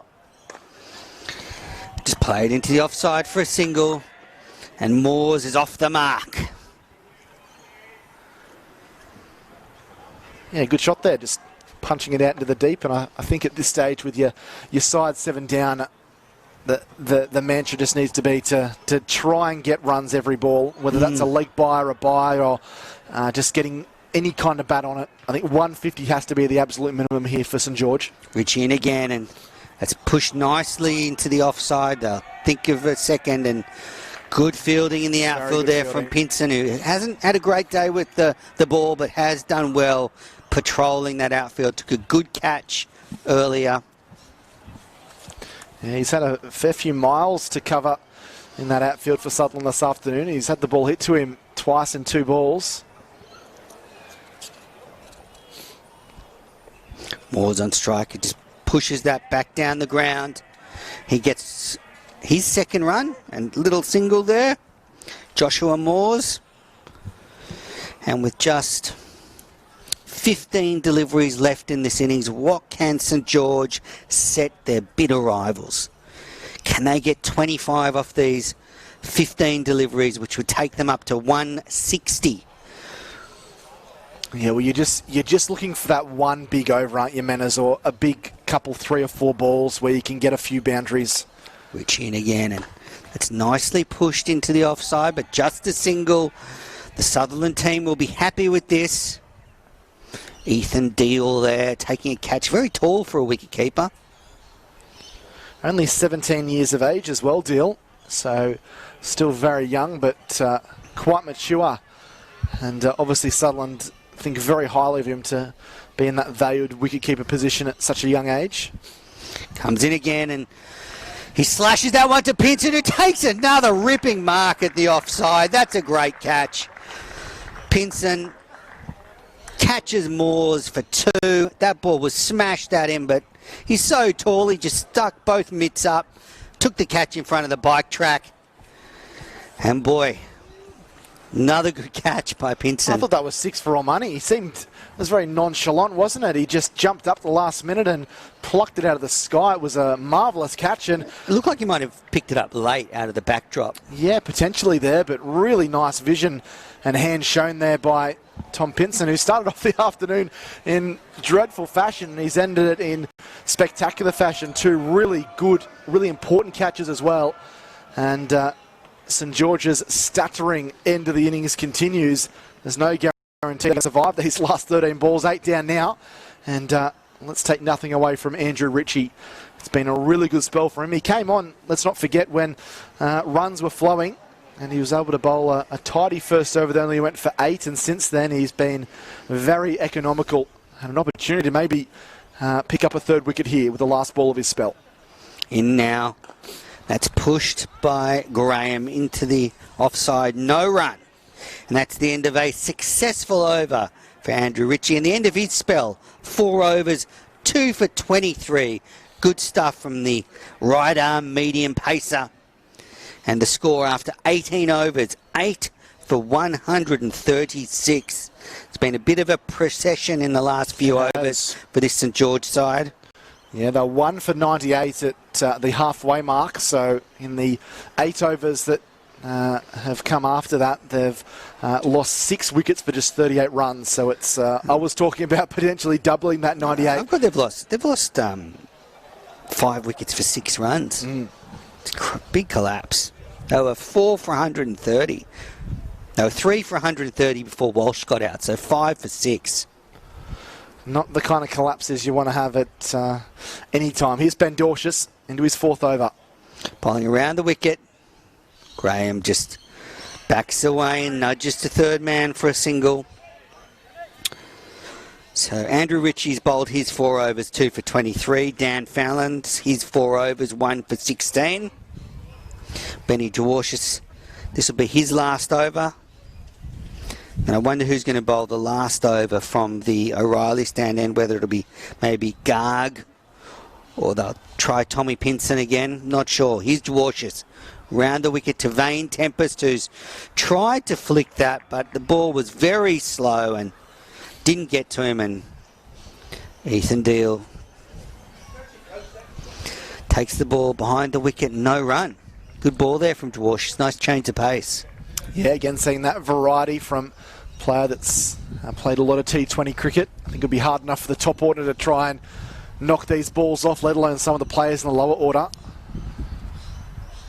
Dwarcius in again, short ball, and didn't get up, and they think about a single, but Vane Tempest took one right into the crease there. It's a real body blow. But we really have seen this pitch slow down as the ball's got older.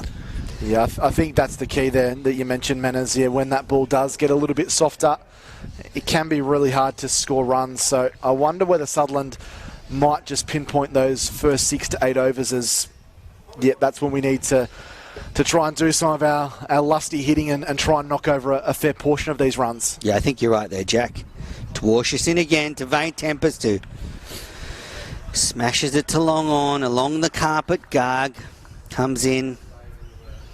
One bounce to the keeper. It's a fine line, though, isn't it, Manners? Because you don't want to come out in these first 6 or 8 overs and throw caution to the wind and find yourselves 4 or 5 for 75 or 80, chasing 145 or 150, because you can cause more trouble than the runs that you can knock off. So it's going to be a challenge. Graham facing it's dug into the pitch, and he waited for it well there, Graham, and hit it into the deep region for a single. Fallon's doing the fielding. And it's going to be interesting, because I think it's the old adage of St George have got the runs on the board. It doesn't look great after the start they've made, and as you mentioned, Manners, that collapse of 5 for 9 they've lost. But 145, 150 can still be challenging, and if they get a couple of early wickets, then the pressure's right back onto Sutherland. So it's one of these games that it's a really middling score, isn't it? Yeah, it's really ebbed and flowed. Dwarcius round the wicket, full ball, and it's punched into the gap in the offside, and they take a single. Good stop there just to keep it to 1, and that's the end of Dwarcius' spell. Very good spell from the skipper. 2 for 17 off 4 overs. St George, 8 for 140, heading into the last over. 6 deliveries left in their innings. Yeah, well, it's going to be really interesting, isn't it? Because if St George, can they just eke a couple of boundaries? Can they get a couple of 2s? Maybe try and get 7 or 8 off this last over, maybe even 10 to get it up to that sweet spot of 150. If they did that, I think they'd be feeling a little bit better about themselves. But it is going to be difficult. Tushar Garg is back into the attack. Expensive, but he was up against that prime top order of St George that really got going. And he did get the important wicket of the skipper, Nicholas Stapleton. Can he get the line and length that he desires here? Vane Tempest on this St George innings. On strike to Garg, who plays and misses at a full ball. That's smart bowling there, Manners.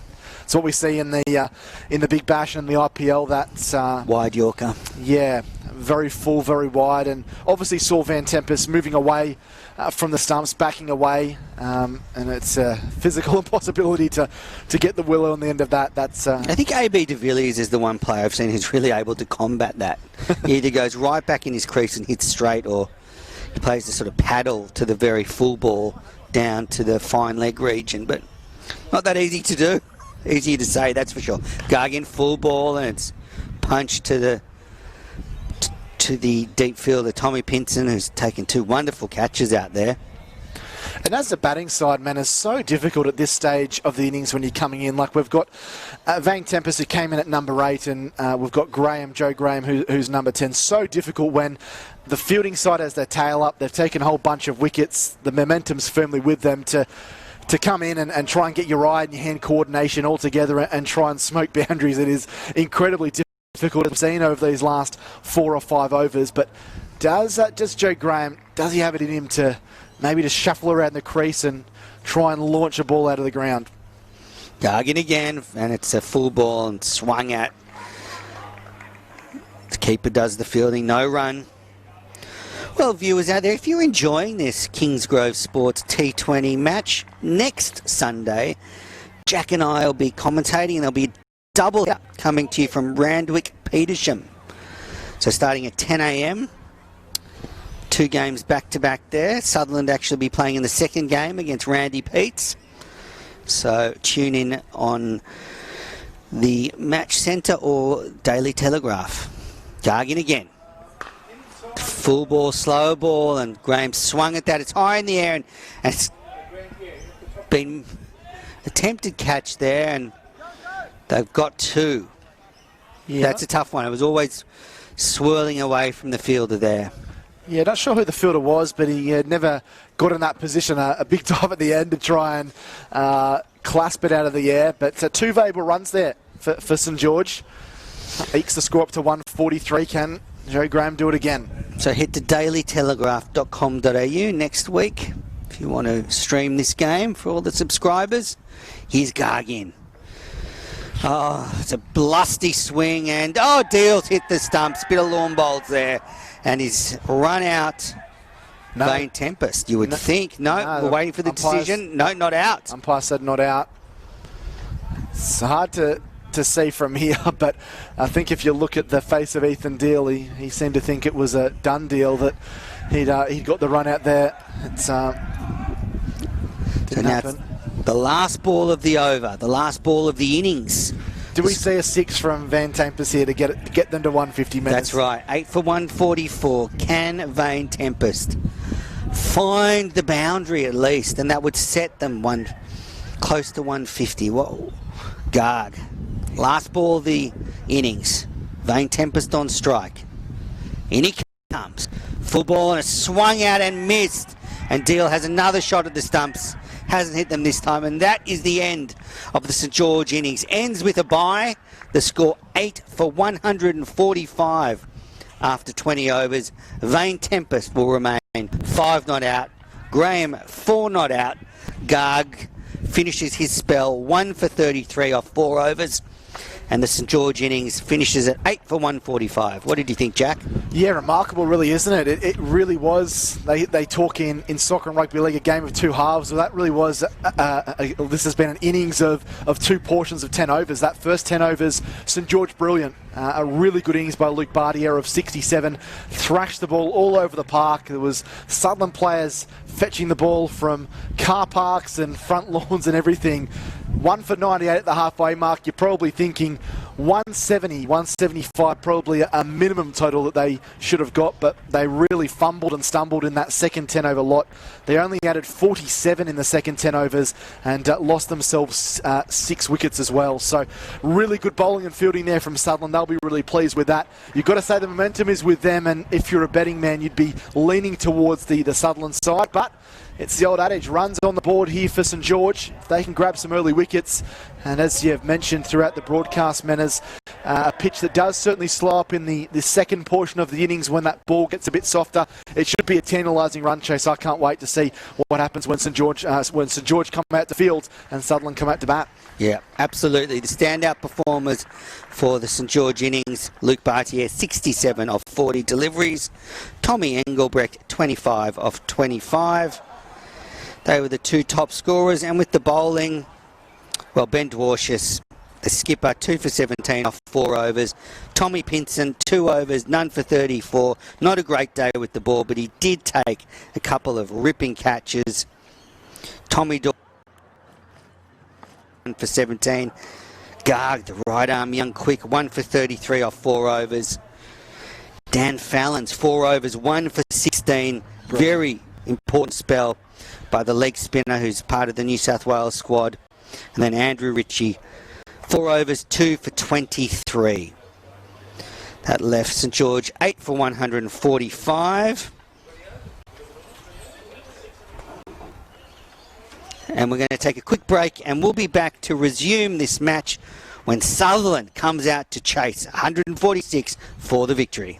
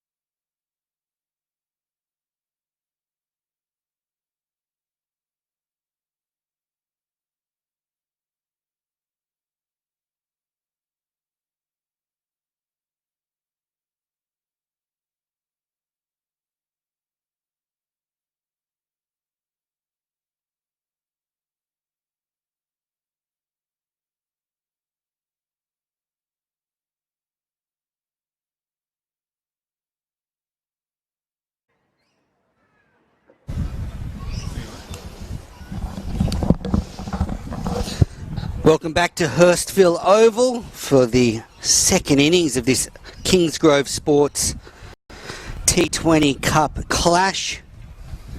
Sutherland have been set 146 to win this fixture. And Biviano and Williams come out to bat. Biviano playing a fantastic knock in Sutherland's last T20 game to lead his team to a 9-wicket victory. And joining me in the commentary box is Jack Clifton. Jack, how are you? Pleasure to be back here, Manners. It's been a thoroughly enjoyable afternoon, so I hope everyone that's been listening has been enjoying the coverage. We have certainly been enjoying bringing it to you, and only halfway through as well. Potential chance for Sutherland to keep their undefeated streak in this T20 Cup alive. But it isn't going to be easy. I'm sure St George are going to be nipping at the heels, desperate to get some early wickets here and try and see the back of the likes of Biviano and the veteran Williams, who can match it with the best of them for Sutherland. Caleb Phillips is going to be opening the bowling from the Lindwall end. First 6 overs of this clash will be vital. The field's up, the ball's hard. We saw when St George were batting that's when really they were able to score quickly. Bhatia making a dashing half century. Can Sutherland do the same? Biviano to face the first ball of the innings. Phillips in, tosses it up, and it's pushed down to long on for a single. And he's off the mark. Is this a ploy, do you reckon, Manners, with the slow bowler coming on, the ball not coming onto the bat, not using that pace, which could be easy to strike when the ball's hard and new? I think so. Maybe they feel that these particular batters are stronger against pace than they are spin. That could be the other thing, but certainly saw pace off the ball was hard to hit. Phillips around the wicket now, and Williams is back cutting into the offside, no runs. Chris Williams and Jared Biviano opening the batting for Sutherland. Phillips in again. Round the wicket, tosses it up, and it's pushed back the bowler who throws it back the keeper. Vane Tempest. Love that name. Scored none for one in the first over. 146 to win here for Sutherland to get one up on their local rivals, and it's been pushed to long on for a single. Full ball there by Phillips. Got the blonde locks poking out from his red St George hat. The zinc on, the classic look.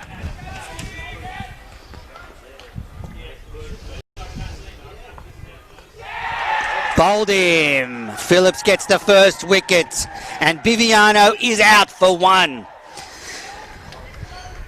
That got through the gap between bat and pad. He played across the line, and Phillips makes the breakthrough in the first over.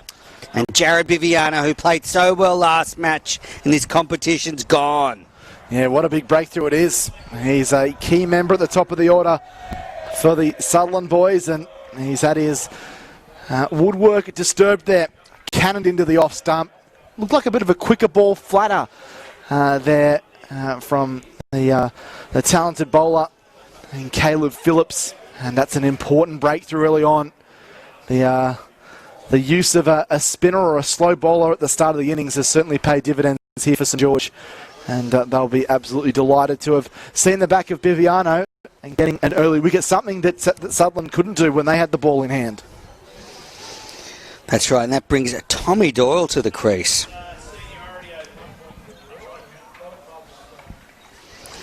Phillips, vital early wicket.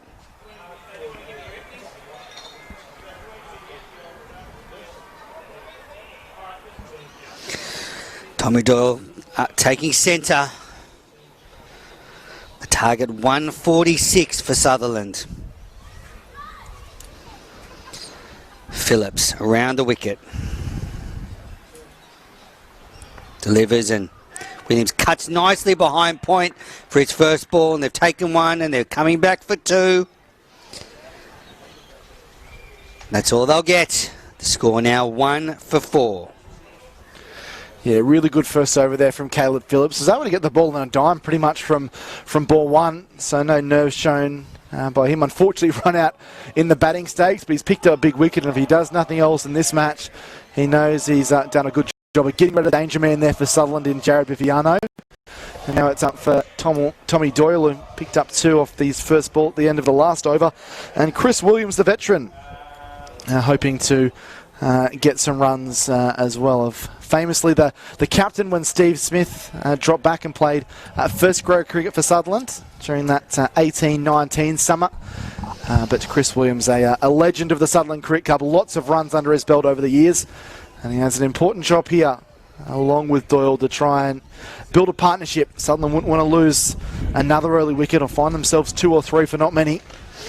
He'll be facing Andrew Walsh, who's the right arm bowler who bowls off the wrong leg and bowls in swing. A lot of in swing. There we see their bowls off the wrong leg. It can be a bit awkward for batters to face when they come up against him, especially those first couple of overs when he's still getting used to his unique action. And that ball was right up in the block hole to start. So good start from Andrew Walsh. Yeah. Williams dug it out. Yeah, very unique bowling style. He almost has a Chris Harris style action about it as well. It's a very big whippy action. In again from the O'Reilly stand. That's uppishly driven by Williams and it's misfielded at mid-on, and they'll get a single. Famous Bill Laurie was here. Be saying it's all happening. Almost a catch, then a misfield. Almost, well, maybe not almost, but the 2 batters becoming a touch confused in the running stakes. Brings Tommy Doyle on strike for his second delivery. And this is just the start St George would have wanted in the field. They fell away badly in their batting innings, but they've come out here, they've taken an early wicket, got the informed Viviano, and now Doyle's on strike, facing Walsh. It's a full ball and squirted nicely behind point on the offside, and that's going to run away for 4. Over pitch from the bowler, and Doyle just waited nicely, opened the face. 4 runs. Just a simple shot, not getting overawed by the situation, not trying to hit every ball out of the park. I guess that's what makes the highlights real, Manners, but equally a shot like that, really valuable, important runs. Gets him going. He's 6 off 2 now, Doyle. Walsh in again. Delivers, and that's full and pushed to cover. No run. Well, thanks to Cricket New South Wales partnership with Interact Sport, you can follow all the matches across the McDonald's New South Wales Premier Cricket Competition, including the Kingsgrove Sports T20 Cup via the New South Wales Premier Cricket Match Centre.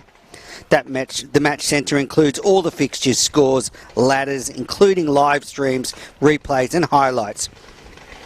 Walsh in again. Wrapped him on the pads. There's an appeal. Loud appeal from the crowd. No runs. So visit matchcentre.premier.cricketnewsouthwales.com.au. That's matchcentre.premier.cricketnewsouthwales.com.au. And of course, if you're a subscriber to the Daily Telegraph, you can stream all the matches at dailytelegraph.com.au. Walsh now, the last ball of his first over. 5 runs coming off it. Tommy Doyle on strike. Slower ball, very full, maybe close to a no ball. It came off the body, attempted run out by the bowler. Well, it was all happening, that delivery. It's bedlam out here, isn't it? Just waiting for the umpires, but there's no call on that ball, so that's the end of the second over of this innings. The score 1 for 9.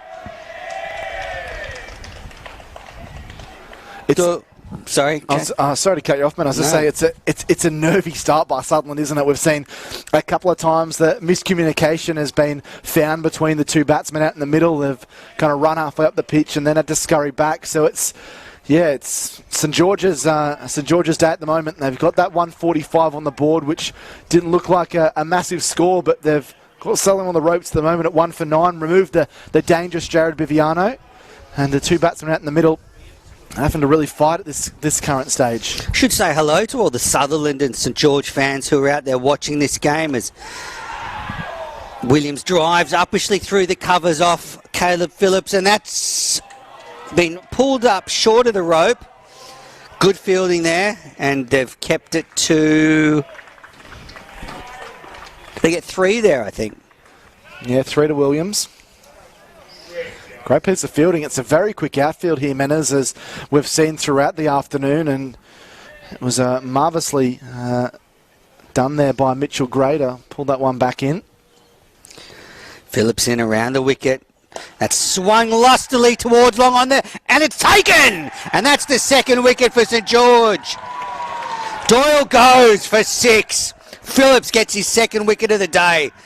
And Sutherland are 2 for 12. Yeah, Caleb Phillips is a man of the moment, isn't he? 2 really important wickets. Biviano gone, Doyle gone, and Sutherland in all sorts of trouble early on. 2 for 12 in the third over, chasing 146.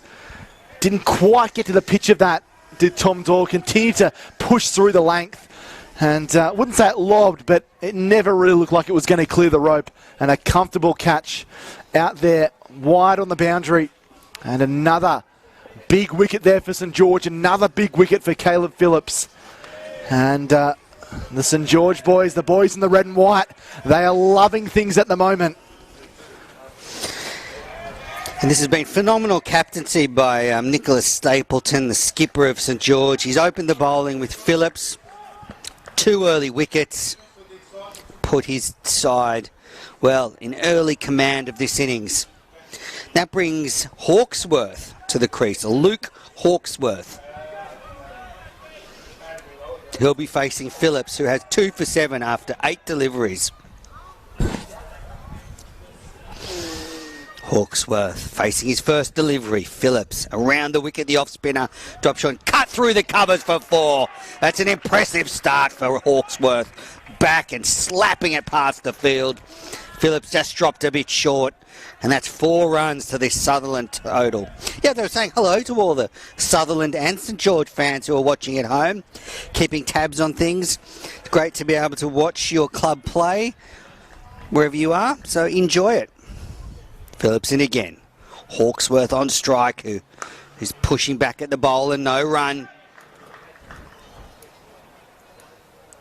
Luke Hawksworth actually broke the record for most point of and grey shield games played for Sutherland, with 38 in his most recent appearance, and getting a few runs in that that level as well. That's the under-21s, isn't it?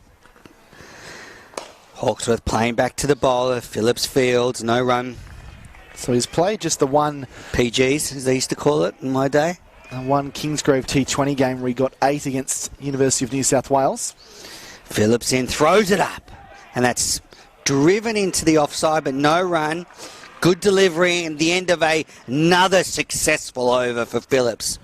The score now 2 for 16 after 3 overs, and, well, the Dragons are circling.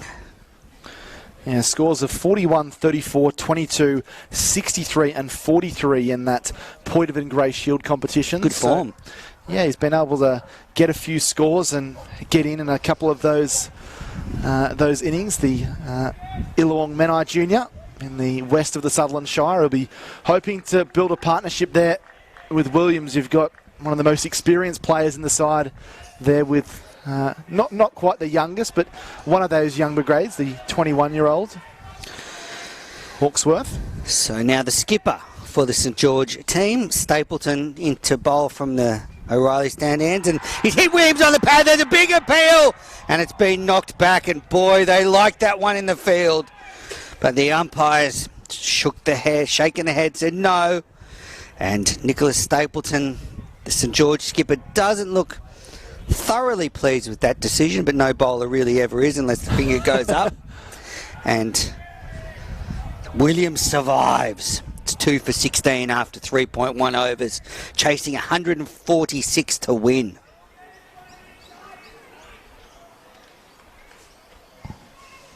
Already this required run rate's going up. Stapleton in again, and that's pushed to third man for a single off the edge of the bat and brings Hawksworth on strike.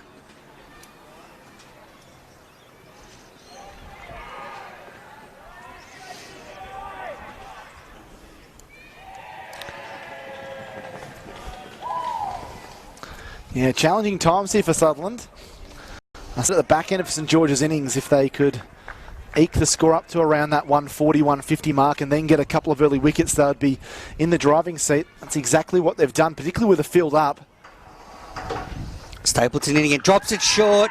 Hawksworth back, and he didn't time it, but he's pulled it through the mid-wicket region in the air, and they've run a quick two there. Good running from the batters. Hawksworth onto 6 off 5 deliveries.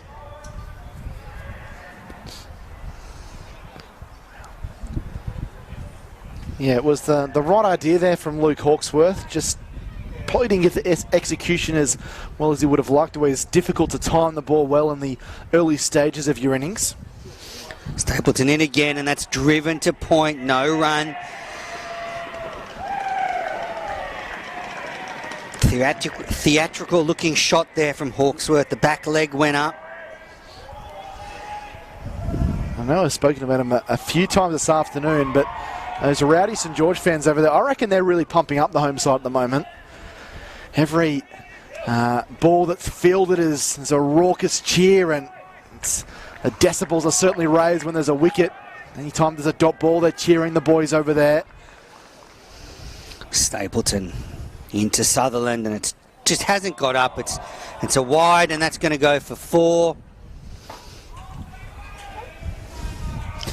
That ball was pushed down leg side by Stapleton. No chance for the keeper, and that's 5 to the total. So 2 for 24. Stapleton won't be happy with that one. Left his keeper no chance of stopping that one. Yeah, they're the free gifts you don't want to be giving out, Manners. Vane Tempest had no chance there. That just eases the pressure on Sutton a little bit. Hawksworth facing Stapleton, and he pushes it to cover. No run.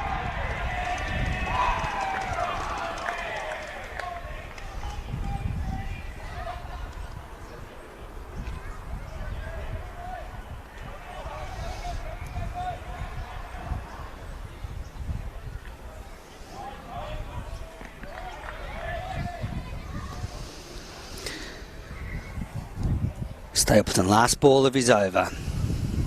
Into Hawksworth, who just pushes into the offside, and no run. Oh, there's been a misfield, and they scamper through for a single.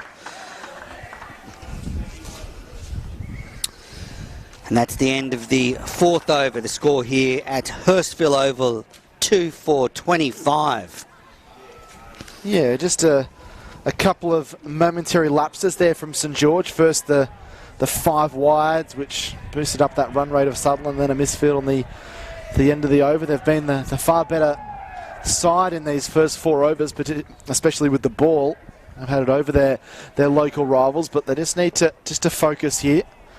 Don't want to let Sutherland back in the game with a couple of poor overs that leads that run rate to climbing up. It's already, considering they've lost 2 early wickets, it's solid, Sutherland's run rate at 6.3 and over.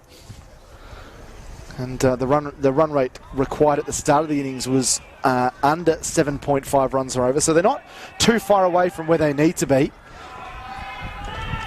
A couple of boundaries will certainly make Sutherland feel a little bit better as Luke Hawksworth back on strike. He's 7 not out.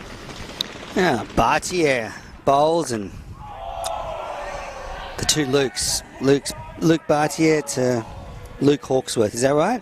The 2 Lukes. Bartier smashed 67 off 40 deliveries in the St George innings. Now got the ball in hand, bowling from the Lindwall end. And with 2 overs left in the power play, I wonder if these 2 are going to try and find the boundary. Of course, in the Big Bash this summer, they'll be able to see on KO and Fox Sports, this would be, the fielding would be already, the fielding power play would already be over. You'd have the power. Oh, that's 6. Drop short. Hawksworth is swung across the line, and that is smashed over backward square leg for 6. Beautiful shot.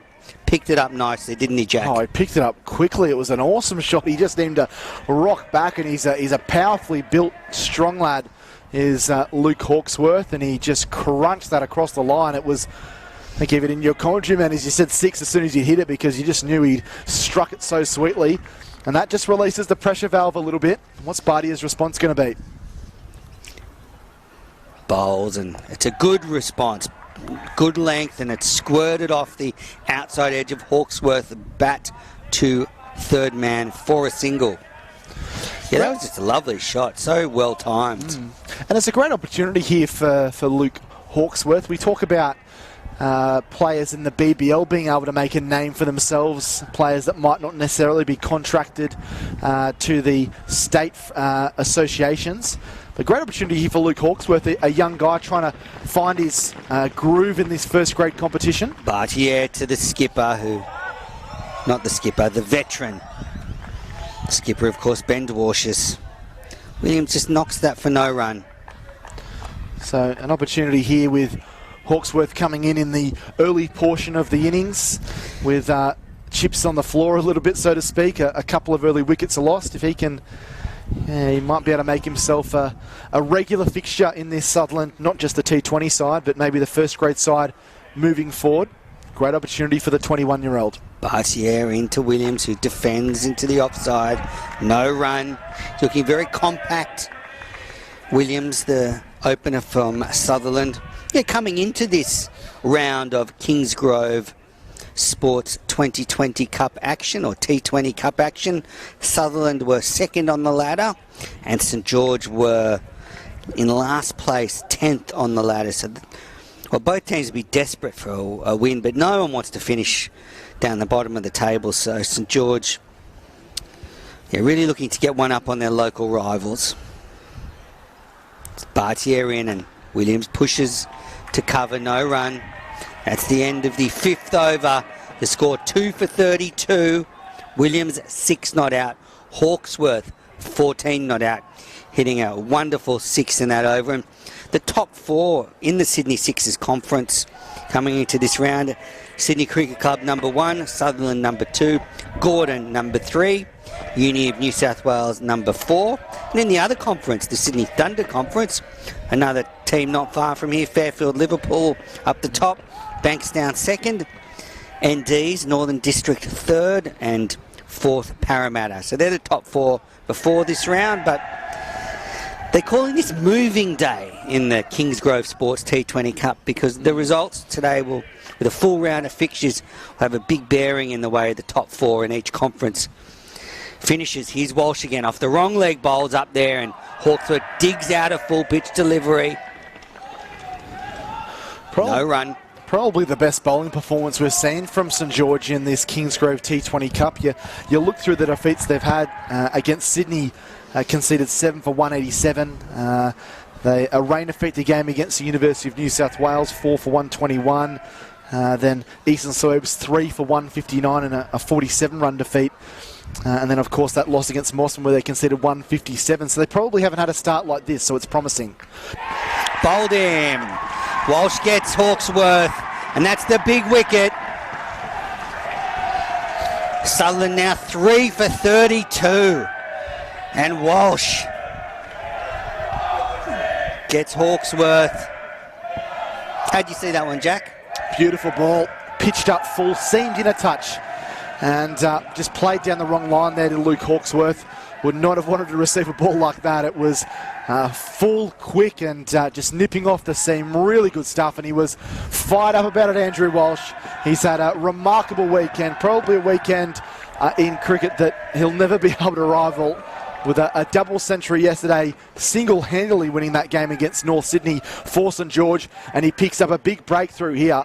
He didn't do anything with the bat earlier this afternoon, getting out for his second ball duck, but he's picked up an important wicket here. And Sutherland, they are in all sorts. 3 for 32.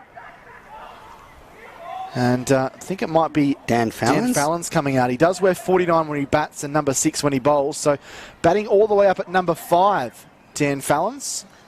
Don't normally see him play in a position this high, but a very capable batsman as we've seen in first-class cricket in the limited appearances he's played for New South Wales in the Sheffield Shield competition, but also, of course, part of that Cricket Australia 11 team that played against England and when they toured out here last.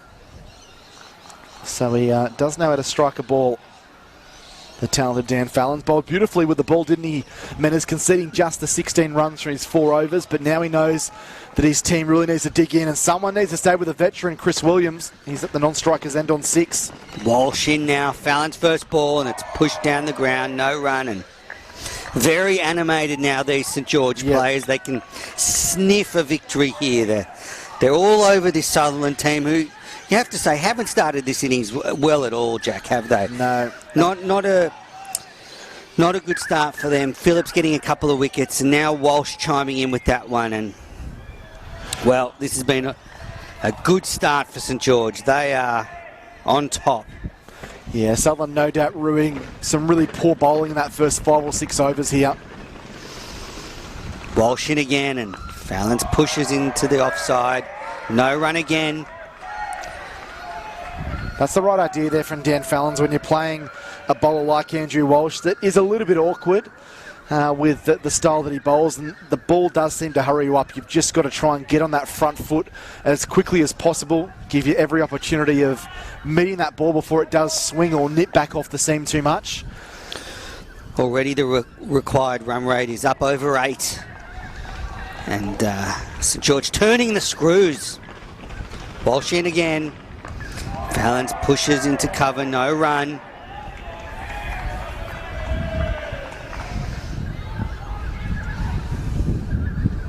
You compare the first 6 overs, the way that Sutherland bowled with a lot of short and a lot of wide stuff that particularly Luke Bartier was able to tee off on, and you compare that to with the line and length and how accurate and disciplined St George have been with the ball. It's like comparing night and day between these two sides, and St George handsomely on top here.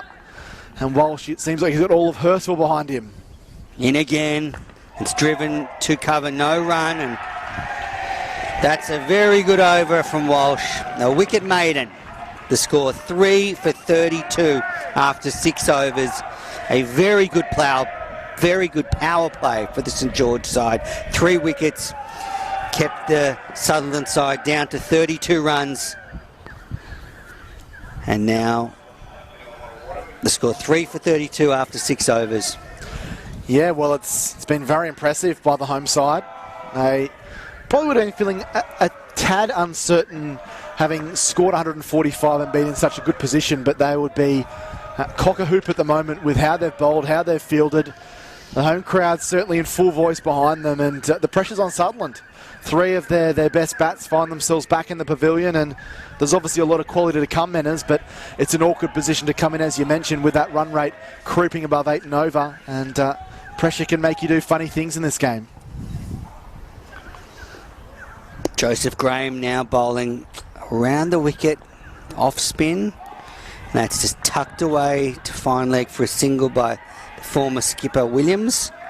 He moves along to 7 of 12 deliveries, and he's sort of been at the non-strikers end, playing pretty nicely and just watching the other batters fall around him.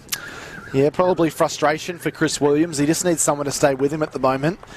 Probably, as you mentioned, Menas hasn't had the lion's share of the strike either, so he's probably still feeling himself and trying to get in a groove. And as you know, when you're at the non-strikers end, it can be hard when you don't face a ball for 5, 10, sometimes 15 minutes. So I think the Sutherland innings really anchors around him. I think if he goes, they're in grave danger of losing quite badly in this one. Fallon's waits. Drives through to deep cover for a single. He's off the mark now. And that's what you get with Dan Fallon's. He's quite an expansive player as well. He obviously, like a lot of young players, doesn't like to be clamped down or cramped for room, and does have some really good expansive shots through that point cover mid-off region. In again, Graham, and pitches up, and it's just nudged away, no run. Just looking around the grounds to North Sydney Oval, Elisa Healy is 110 not out of 50 deliveries in the Women's Big Bash League. Graham in again. And an attempted sweep there by Williams, and it looked to just flick the front pad and run away through the third man region for a single. Yeah, Elisa Healy 110 not out for the Sixers. Remarkable innings with their season virtually on the line. Elisa Healy again proving why she is one of those dangerous batters in the country. Graham, flat ball, and Fallon's down the ground and hits it high in the air, and that's 6. Beautiful footwork by the diminutive right-hander from Sutherland. Skipped down the track, got to the ball on the pitch, and timed it nicely. And that's his first boundary. Yeah, really good shot there. Got to the pitch nicely and just lifted the ball over the infield. Graham in again, around the wicket. Bit flatter, and Fallon's waits for it and punches it to deep cover for a single off the back foot. And that's probably what Sutherland need to do a little bit, Menners, as well. They find themselves backs against the wall here. The run rate's only 6 and over. You've already had roughly a third of your overs that have been elapsed. You're 3 down. They probably need to take some risks as well and not think outside the square, so to speak, and be reckless with it. But I think some of those shots, particularly against the slower bowlers, where they can just kind of pick their spot, maybe pick up a couple of boundaries and over, or a boundary here and run a couple of 1s and 2s hard, just to get them in that ballpark region of where they need to be. That's good positive cricket from Dan Fallon's, and I'm sure his batting partner, the experienced Chris Williams, would have been applauding that. Yeah, that's right, and the required run rate now exactly 8 runs per over, so it's still very manageable for Sutherland.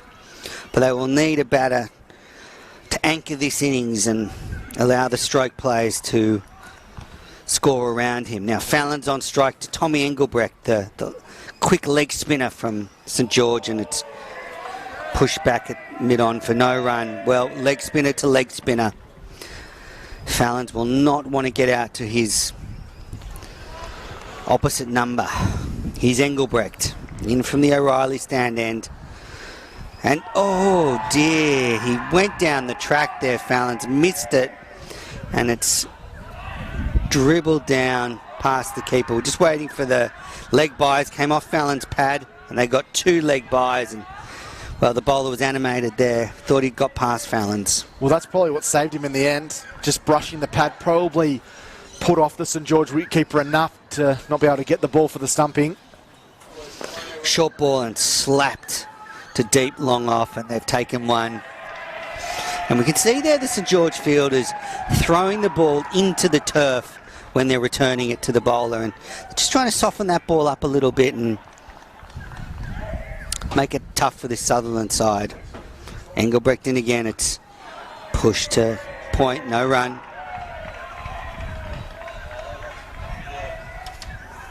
Still plenty of overs left though. Sutherland, they can't afford to throw the towel in here. No point being, again, that run rate down to 7 or 8 and over, being 6 or 7 down. I think wickets in the shed is the big advantage for them. They need to keep those wickets available for this run chase. Engelbrecht, a bit slower that one, and Fallon sweeps it down to fine leg. It's a bit of a chase for Joseph Graham, I think. He's got it and whipped it in, and they'll get 2. Well, he's a little bit different to what we've seen with a lot of spinners in the past, isn't he? He's that tall frame there, Joe Graham. Well over 6 foot. Well and truly over 6 foot. Did well to get down there and save. Yeah, good movement there in the field. So they've moved a player from behind point on the offside to short, fine leg. Engelbrecht in again, and Fallon's drives down the ground for a single. Yeah, he's looking good out there, Fallon's. Him and Williams just starting to build towards something. Fallon's 10 unbeaten from 11. Williams 10 unbeaten from 16. So obviously not setting the run rate graph alight at the moment, but looking just to build a partnership, get themselves in. Fallon's starting to look more confident by the ball, especially against the slower bowlers. I know he was kind of bamboozled a little bit by that delivery from Tom Engelbrecht, where he could have potentially been stumped, but he's hitting the ball hard and he's looking to find those gaps, and they're doing well at trying to turn those 1s into 2s to try and create something. So Mackenzie now being brought into the attack. Tom Mackenzie going to bowl from the Lindwall end. Dan Fallon is on strike. He's 10 not out off 11 deliveries. Yeah, Tom Mackenzie, a late call-up after the injury to Tom Ortiz, who got injured in the first grade phenomenal win yesterday. So a good opportunity for here. And coming on, probably a good position to come on as a young bowler here with Sutherland in a bit of grief at 3 for 49. Mackenzie delivers a full ball. Nice delivery right up in the block hole, and it's squirted out by Fallons for an easy single. I think that's the best position to bowl for St George at the moment. I know there's so many different theories of where you can aim the ball, and that wide Yorker has been so popular in the short form of the game, but I think when you come on here and you can bowl pitched up and full, as long as it's not, you're not over pitching it into that half volley region, you can protect yourself down the ground, and it's pretty safe bowling. In again Mackenzie, and his shorter ball, and Williams pulls that, didn't time it, and it just ballooned out into the mid-wicket region for a single. It's that old theory, isn't it, Jack? In limited overs cricket, if you're the bowler, aim for the stump. So if the batter misses, they're out. Yeah, and I think a lot of things change in cricket. Strategies become outdated, other strategies become fashion, but I still think bowling pitched up at the stumps is one of the rules you can always follow. In again, and another full ball. It's a no ball, though, I think was... Let me just see, was the arm? Yes, it was a no ball. So Fallon's no run there, but he'll get a free hit now off Mackenzie. And I think that's a perfect example there. I know it's a no ball, and we're going to see a free hit here, Manners, with a great opportunity for Sutherland, but that's a pitched up ball, and all Dan Fallons was able to do with that was punch it straight to mid-off. He's got protection down the ground, but let's see if Dan Fallons can just create a bit of magic here with this free hit. Mackenzie. Fallons on strike. Free hit. Swung at that one. Straight to long on for a single. Good bowling there from Mackenzie. He's been bowling full pretty much this whole over. He dug that one in. Fallons hit it pretty well, but didn't find the gap. Yeah, field placements have been excellent from Nicholas Stapleton this afternoon. There's been a lot of balls hit to the field, and that's a credit to where he's placed his fielders in this clash. In again, full ball, and Williams just digs it out to fine leg for a single. Score now 3 for 54. The target is 146 for Sutherland to get the points here today. And I wonder what the chat is out there in the middle between Dan Fallons and Chris Williams at the moment. I wonder whether it is, obviously if there's a bad ball there, let's try and put it away. Otherwise, let's try and get a run every ball and keep wickets in the shed. Maybe we can craft 50 from the last 5 if required. Well, that was nicely hit by Dan Fallons, but straight to mid-off. The end of Mackenzie's over. Good over. None for 5.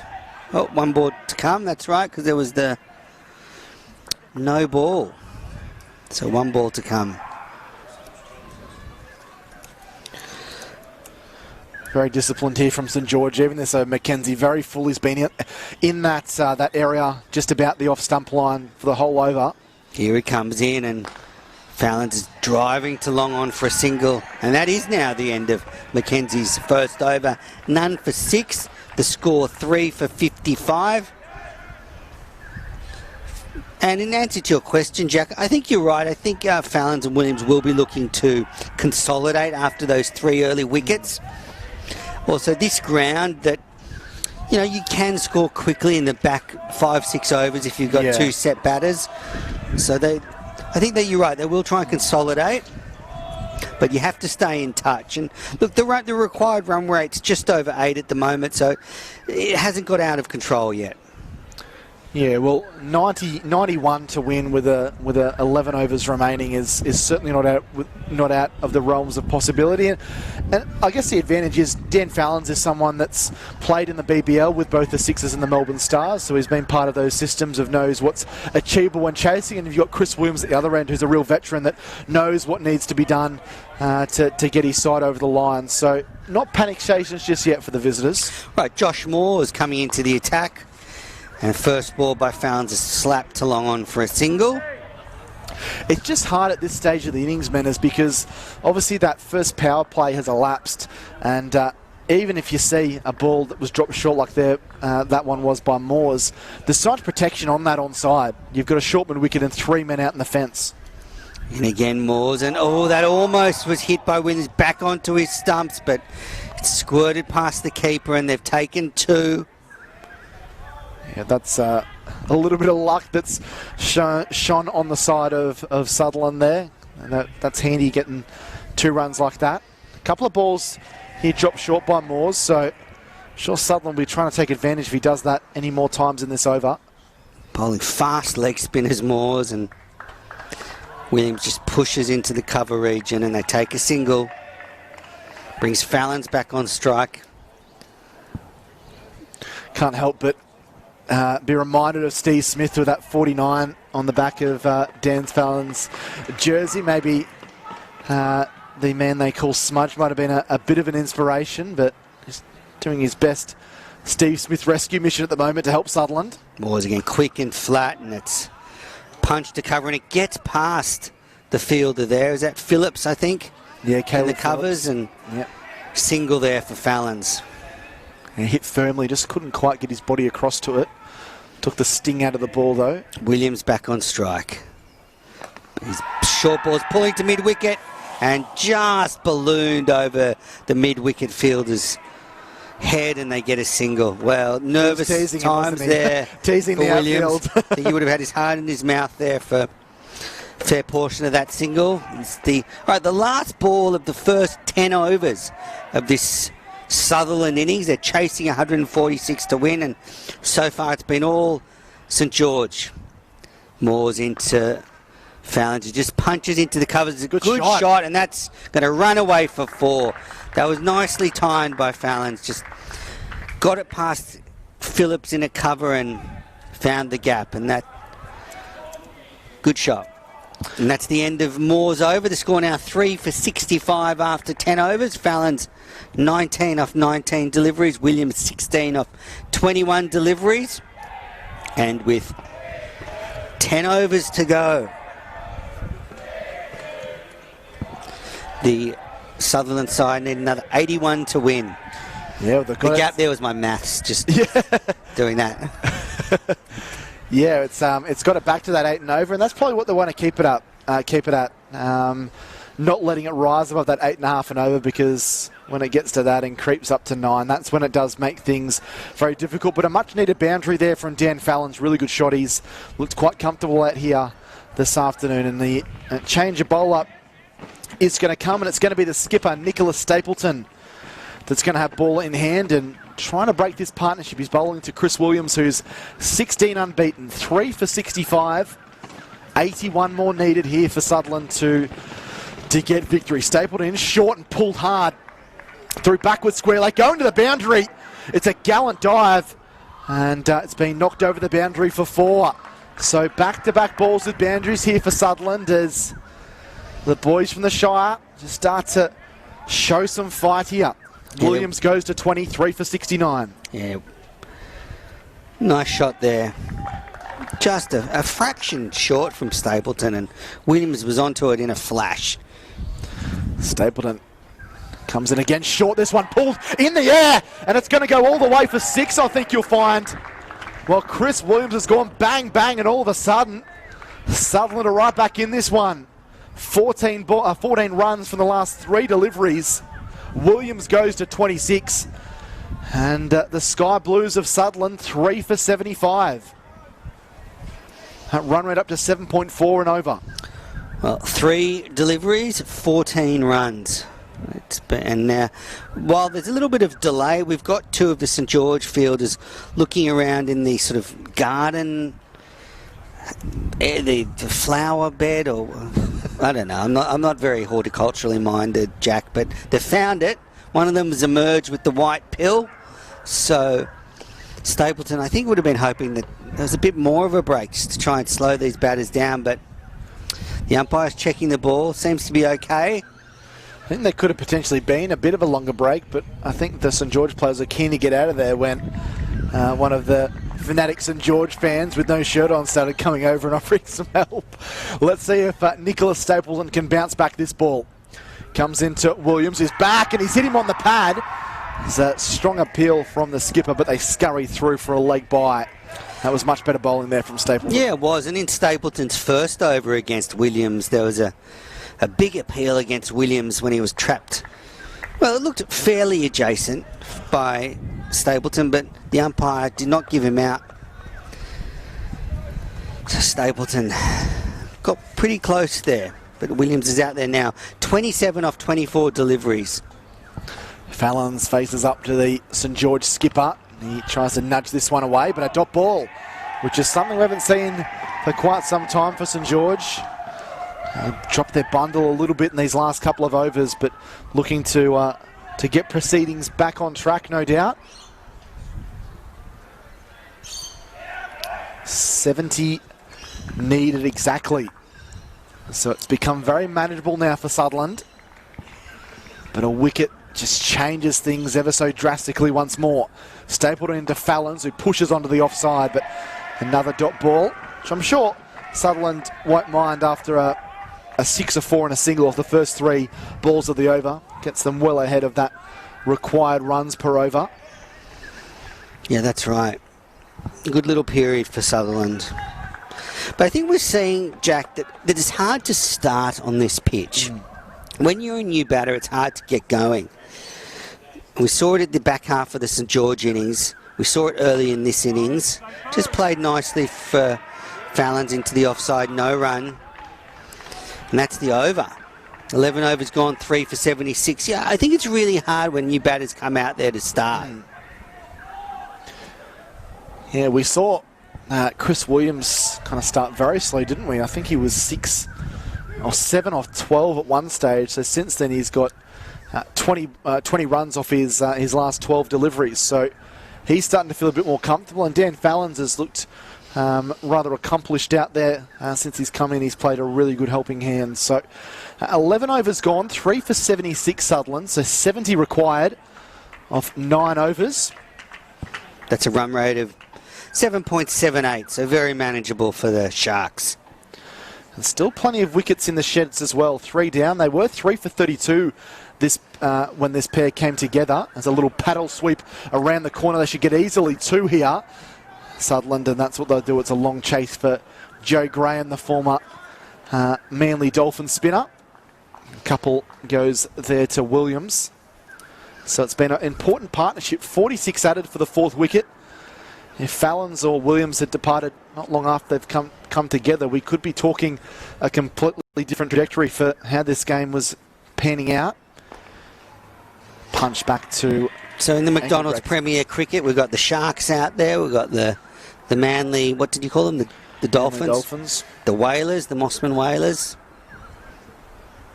In fact, it might not be the Dolphins. It might be the Manly Waratahs. I'm not exactly sure about that, so I'm certainly not going to pin my life on it. Just let that go through to the keeper. That's exactly right. So a single picked up there by Williams. He's on 30. Brings Fallons on strike on 19. As he faces up to Engelbrecht. He's dropped short, but Fallons comes forwards and plays with a straight bat. We've seen in T20 cricket how effective these quick leg spinners can be. So 2 balls remaining in the 12th, and Engelbrecht into Fallons, who's punching down to long off for a single. Dan Fallons, one of the New South Wales players that lost his state contract at the start of this summer. So no doubt be looking to put some performances forward to break back into that side. Engelbrecht is there and short and cut away to points. So a good over there by Tom Engelbrecht. Just the 4 runs coming from it. Much better and tidier over there for St George. 12 overs completed, 8 remaining, 3 for 80. And it is an ominous task for both these sides. Who is going to be able to come out on top here? 66 runs required off the 8 overs. Yeah, I was saying before, Jack, I think there was a fear when T20 cricket really started to gain popularity that it would be the sort of death of spinners, and we would see the medium pacers and fast bowlers dominate this form of cricket. But it's been proven that the spinners have been very effective at this level. And someone like Tommy Engelbrecht could be really hard to hit in the back half of this innings. So Joe Graham comes back into the attack around the wicket. This one's crunched down towards long off. Struck a little bit too nicely there by Fallons to pick up any more than a single. And there's been a lot of spin bowling from St George. Graham, Engelbrecht, Moores, Phillips. Skipper's really leaning on the slow bowlers. Graham comes in, it's short of a length. This one swatted across the line out into the deep for a single. Williams is looking in good touch now though. Anything's a little bit short. He's willing to slap it across the line. I've already seen him hit one marvellous six. I'd be surprised if there's another one not too far around the corner. Graham to Fallons, who drives forcefully down to long off for the single. So a trio of singles to start this Joe Graham second over. 3 for 83, Williams 31, Fallons 22. Graham comes in, give this one a little bit more air, and he uses his feet nicely, Williams, to get to the pitch of it onto the full and tuck it down the ground to Caleb Phillips. This game is set up for a thrilling conclusion. Look like Sutherland might not challenge this total, but they've come back into it, and we're in for a thriller here at Hurstville Oval. Driving down the ground, well fielded by Graham there. Like absolute gold, aren't they, these dot balls at the moment?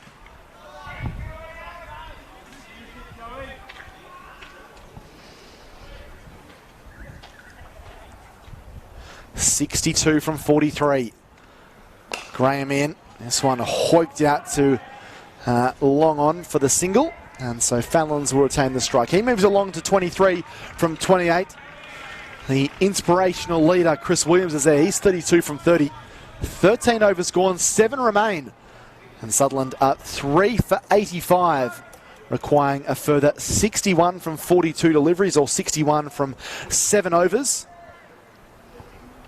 It is, as Andrew Menzel correctly pointed to before, it is going to be an absorbing finish here at Hurstville Oval. Thankfully, the rain and the thunderstorms have stayed away for a large majority of this game. Still quite overcast and, say, dreary at the moment, but no risk of weather having an impact on this, you would think. Fallons forward and defending onto the offside. So, continuing with the hot hand is Nicholas Stapleton. This is Engelbrecht's third straight over.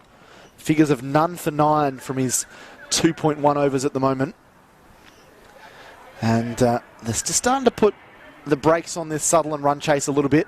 A couple of dot balls being bowled as Fallons is expansively driving down there towards long off, but excellent fielding on the fence. Keeps it to just a single. Andrew Walsh doing the fielding, having quite the afternoon. The paceman and the St George faithful are loving him. Engelbrecht in, looking to sweep across the line, but a play and a miss there by Chris Williams. Engelbrecht has bowled very well in this spell. He's halfway through his third over, just conceded 10 runs. He's really constraining this Sutherland batting, and Fallon's there just pushing into the covers for a single. Yeah, which is it's an outlier in his season, because 10 overs prior to his bowling spell today, he'd gone for 8.4 runs per over. And today, none for 11 from 2.4. He's under that 4 runs per over mark. This one's dropped short. This one's crunched by Fallons. You'd want that one back, I think. Hit straight to Graham out there at deep backward square leg for a single.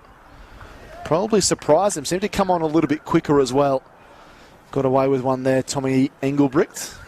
1 ball left in his third over. 3 for 88. In there to Williams, who drives on the up out to cover and collects a single as we see a direct hit and bails fly, but that will be the end of the over. 14 overs gone, 3 for 89. Williams is on 34 unbeaten, pardon me. Dan Fallons is 25, but The momentum just starting to slowly slide and drift its way across to the home side now. 57 off 36. It's a lot of work here for the Sutherland batters, but they're in. Williams 34 off 33. Fallon's 25 off 31. They've set themselves up here for a launch. They've done the hard work. They've got their eye in. They've got used to the pace of this sluggish Hurstville wicket. Now, can they take on these spinners? You might be right. Williams faces up here to Graham. He advances and hits it straight back to Joe Graham, who fields in his follow-through. But we theorised about the potential for 50 runs to be needed in the final 5 overs. We might be pretty much spot on the way it's going. 57 required from 35 now. Might be a touch more than 50 required in the final 5. Graham into Williams, who uses his feet and tucks this down the ground for the single. At the end of this over, I will provide the semi-finalists for the Women's Big Bash League that have been decided this afternoon. Of course, you'll be able to watch them on Foxtel and KO Sports.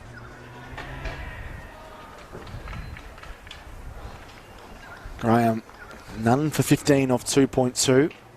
Just 1 run from his over so far. Into Fallon, who launches this one a long, long way.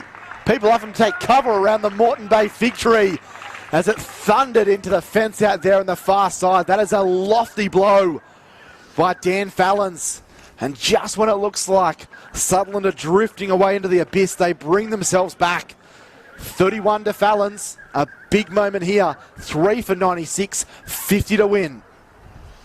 Beautifully struck there from Fallons. We've seen him hit 2 lovely sixes today. So far straight. And that ball, well, it's out onto the street. So there's going to be a little bit of a rescue mission. A little bit different to some of the other T20 competitions around the world we've seen where the ball goes out of the ground, they actually have to replace it. But they're searching for it. So while there's a delay here, Jack, with 5.5 overs to go, the target 51. What do you think?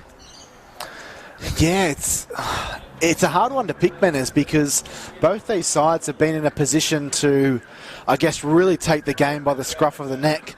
And it's a game that's probably ebbed and flowed a little bit. I think Sutherland seemed out of it in the first kind of 8 overs. They bounced their way back and removed a lot of St George batsmen to get to be chasing a score that's quite favourable. Then they lost a few wickets. St George was on top. This partnership has developed. And they've got the ball, fortunately. So viewers, they'll be back into it for this thrilling clash in the Kingsgrove Sports T20 Cup, part of the McDonald's New South Wales Premier Cricket competitions.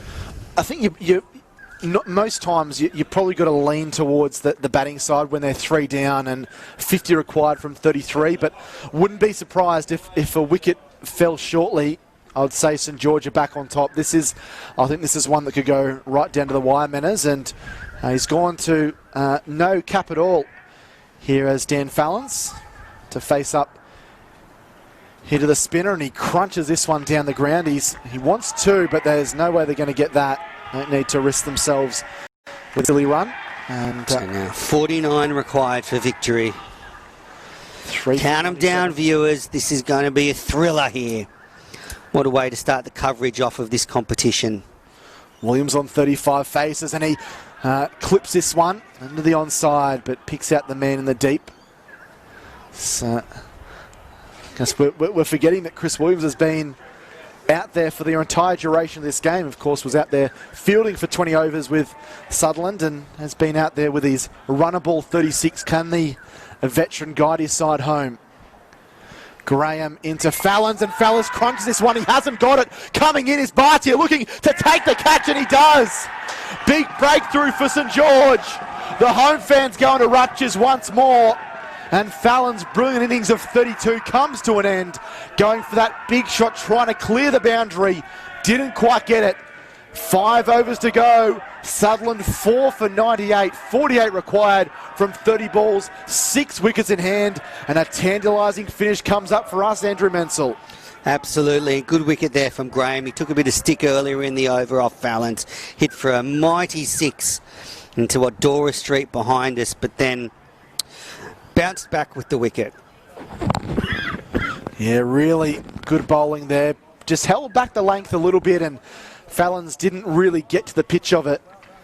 And not only does it get them a dot ball, gets rid of a dangerous batsman, it brings in another batsman that may just struggle to get used to the conditions. It is the skipper Ben Dorcius, who we've seen bring the long handle to a few BPL clubs in his time. Just while there is a break, Jack, I was going to give those semi-finalists for the Women's Big Bash. Semi-final 1 this Wednesday at North Sydney Oval, Melbourne Stars v the Perth Scorchers. And semi-final 2, Brisbane Heat v the Sydney Thunder. So the Sydney Sixers crashed out of the competition this afternoon despite an Elisa Healy century. You, of course, can watch that on Foxtel or stream it on KO Sports. So, big moment in this match now. Stapleton coming back. He was taken to the last time he came into the attack, the skipper. None for 20 from 2 overs. And it will be Ben Dorcius who's on strike because the batsman crossed during that last passage of play. So, Williams, 36 from 36 at the non-striker's end. And Ben Dorcius, the captain, who was brilliant with the ball. He's going to have to do something miraculous with the bat here. With 48 needed at more than 9 and over. In comes Stapleton to Dorcius. It stays low outside the off stump. That's jotted down as a dot ball. I think Dan Fallons will be disappointed with that dismissal, Jack. Yeah. It was a pretty ugly looking shot, to be fair. And just caught the outside edge of the bat and flew to deep long off. Real shame, because he was looking like he was going to get Sutherland pretty close to this St George total, but now it's left to Williams and Dorcius. 4 for 98. Stapleton into Dorcius again, staying a touch low and isn't able to connect. This is absolute nuggets of gold here for this St George side. And we've seen all day in this match, Jack, that it's hard to get going, and we've seen Dorcius there. Just getting the pace of this pitch is not easy. Equation now 48 from 28. Sutherland falling behind. They need some lofty blows surely soon. Stapleton to Dorcius. He's back and pulling hard in the gap. Down to the boundary for 4. Important strike by the Sutherland skipper. He's off the mark, and that brings up the 100 for Sutherland. Valuable runs. Yeah, vital boundary there. Sutherland just getting a bit behind the required run rate, but that was a good shot. 44 off 27 for the victory. In comes Stapleton and crunched again out on the onside. Doesn't really get it the way he would have wanted Dorcius, but he is able to collect a single. He goes to 5 from 4. And with 2 balls left in this, the 16th over, we've got Chris Williams coming back onto strike. And it's such a fragile, I guess, moment of the game, isn't it, Menace? Because a ball that's perhaps over-pitched or a little bit wide or a little bit short, you hit a 4 or a 6, all of a sudden Sutherland are starting to look a lot more confident and capable. Yeah, I feel that Sutherland need one big over soon. Just once they can close that gap between runs and balls. Stapleton to Williams. Williams drives on the up, all timed, but again picking out that man in the deep. Williams to 37, 4 for 104. So 1 ball remaining in the 16th over. 42 required of 25 deliveries. Will Dorcius try and hit Stapleton for a boundary? Ball coming onto the bat. They're just bringing in the long off now. He's going to come in. Oh no, they changed their mind, so they dropped him back out there. Yeah, it's certainly big gap behind square on the onside for Dorcius. Big moment in the match. Stapleton, last ball the over into Dorcius, who's forward and digging this one out. It could be close. There's a shot at the stumps.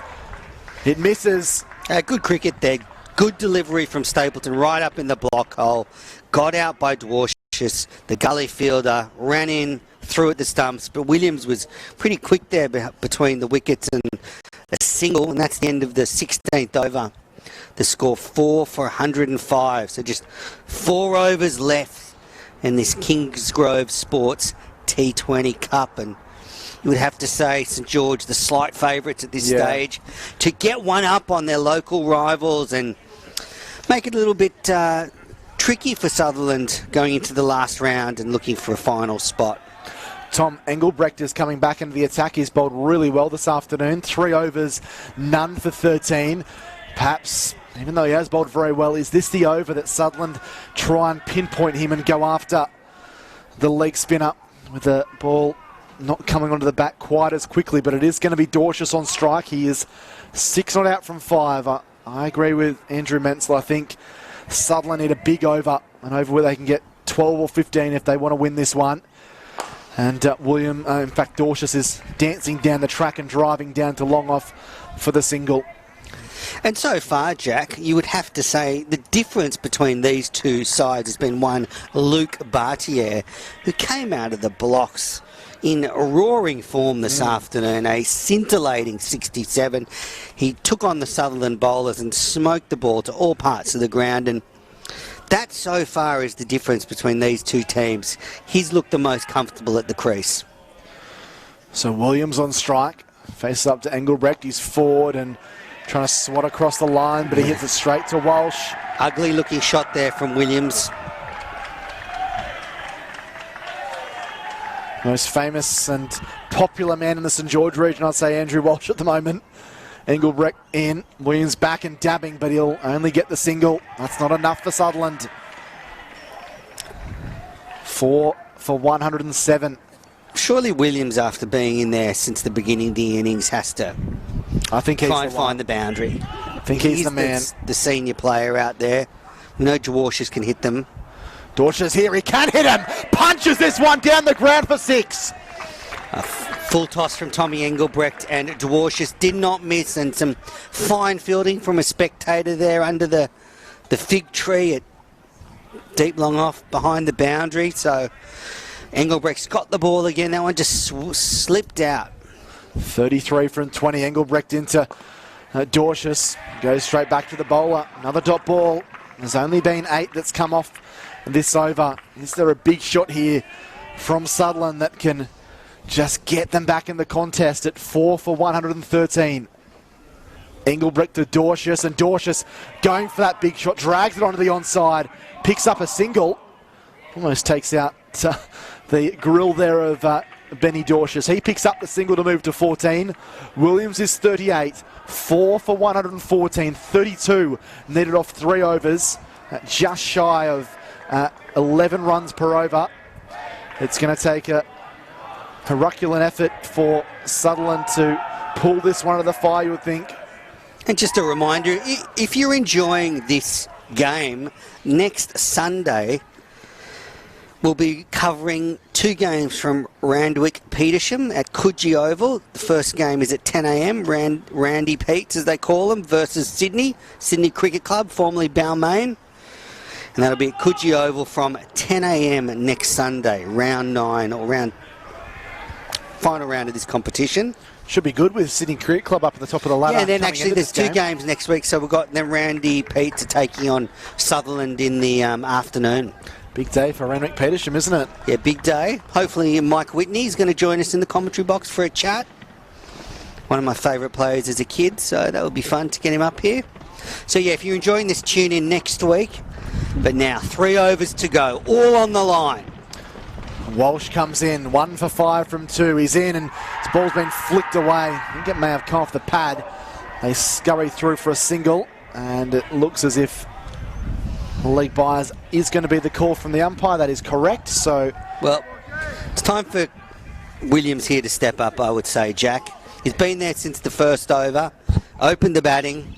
He's 38 off 39 deliveries. Yep. Has to find the boundary. I think they need to take some rest. No point being 43 or 44 not out if your team loses by 15. Needs to come up with a big shot here. It's going to be tough because St George have bowled and fielded remarkably well. And Walsh has been very economical. 1 for 5 from 2.1. He comes in here over the wicket to Chris Williams, who flicks this one up in the air. That's going to be 6. It is! Sutherland back in it again. What a topsy-turvy game this is. Shuffled across the crease. Did Chris Williams, got inside the line and flicked it beautifully right off the meat of the bat over the fine leg fence for 6. So Williams goes to 44, his second maximum of the game. And it's now 4 for 121, 25 now needed from 16 deliveries. Beautiful shot there. Just moved a little bit across his crease and then flicked it over the short fine leg. Lovely timing, came straight off the middle of his bat. Sutherland back in it. What will St George's response be? Well, this one has been crunched in the air. It's not going to carry to the man out there. His lack of timing there saved him. It came off the sort of shoulder of the bat. Williams looking at the umpires, questioning whether that ball was a no ball above waist height. But the umpires have shaken their heads. No, it wasn't. 15 balls remaining, 24 needed. So they've got it back within the realms of possibility. Have Sutherland as Dorcius, the left-hander, faces up once more. In comes Walsh, and this ball's dug out really well by Dorcius. They might think about a second. No, they won't. They settle on the single. 23 required now. 4 for 1, 2, 3. Williams 45. Dorcius 15. This has been a really important partnership. Can they get one other big blow to put themselves in the box seat? It's going right down to the wire, this one. Hope you're enjoying the coverage. Walsh in to Williams, who tucks this one away to deep square leg for the single. He'll be disappointed with that. There's a lot of space behind square on the onside. He just couldn't quite find it, and he'll get one. Tommy Engelbrecht finished his spell none for 22 off 4 overs. So you think about before that last over. I mean, it was all up. It was a very good spell. So Walsh, last ball of his over. He's got 1 for 14. Can he get the breakthrough? In this ball's crunch. It's gone high up in the air. Walsh is underneath it, trying to steady himself and takes the catch. Dorcius out, throws the ball into the ground in ecstasy. And Walsh's good weekend continues. He gets his second breakthrough, 2 for 14 from 3. Dorcius goes for a quick fire 15, and the ledger swings back to the St George Saints. Sutherland 5 for 124, 22 required off 12 deliveries. Yeah, full toss there from Walsh, and Dorcius tried to swing it over mid-wicket, and it hit the top edge and went very high. There were no fielders around, so the bowler had to do all the work. He got under the ball, took catch. Dorcius did look at the umpires there for a fraction to see if the ball was going to be called no ball, but I don't think so, and Dorcius is a very tall lad. Definitely below his waist. And that brings Ethan Deal to the crease. Yeah, big moment for the young man, isn't it, coming in a position like this? Can he be the deal breaker? He's only batted once in this T20 competition. He got 3 not out. So he turns 18 next Wednesday, Ethan Deal. He could get himself an early 18th birthday present and also help his side to a famous victory here if they can get the job done. A long way to go still, though. 22 required, and it's going to be the skipper. In fact, no, it isn't. It's going to be Luke Bartier to bowl. He's just bowled the 1 over, none for 7. Now, this is very poignant that he has ball in hand because he is the man that St George have relied on with the bat. A wicket here of the dangerous Williams or even Deal could really prove his worth to this St George club. He comes right on over the wicket. The Deal is trying to pull around the corner, and it's given a wide. So ball needs to be rebowled, and now it's 21 off 12. You sprayed that one down leg side.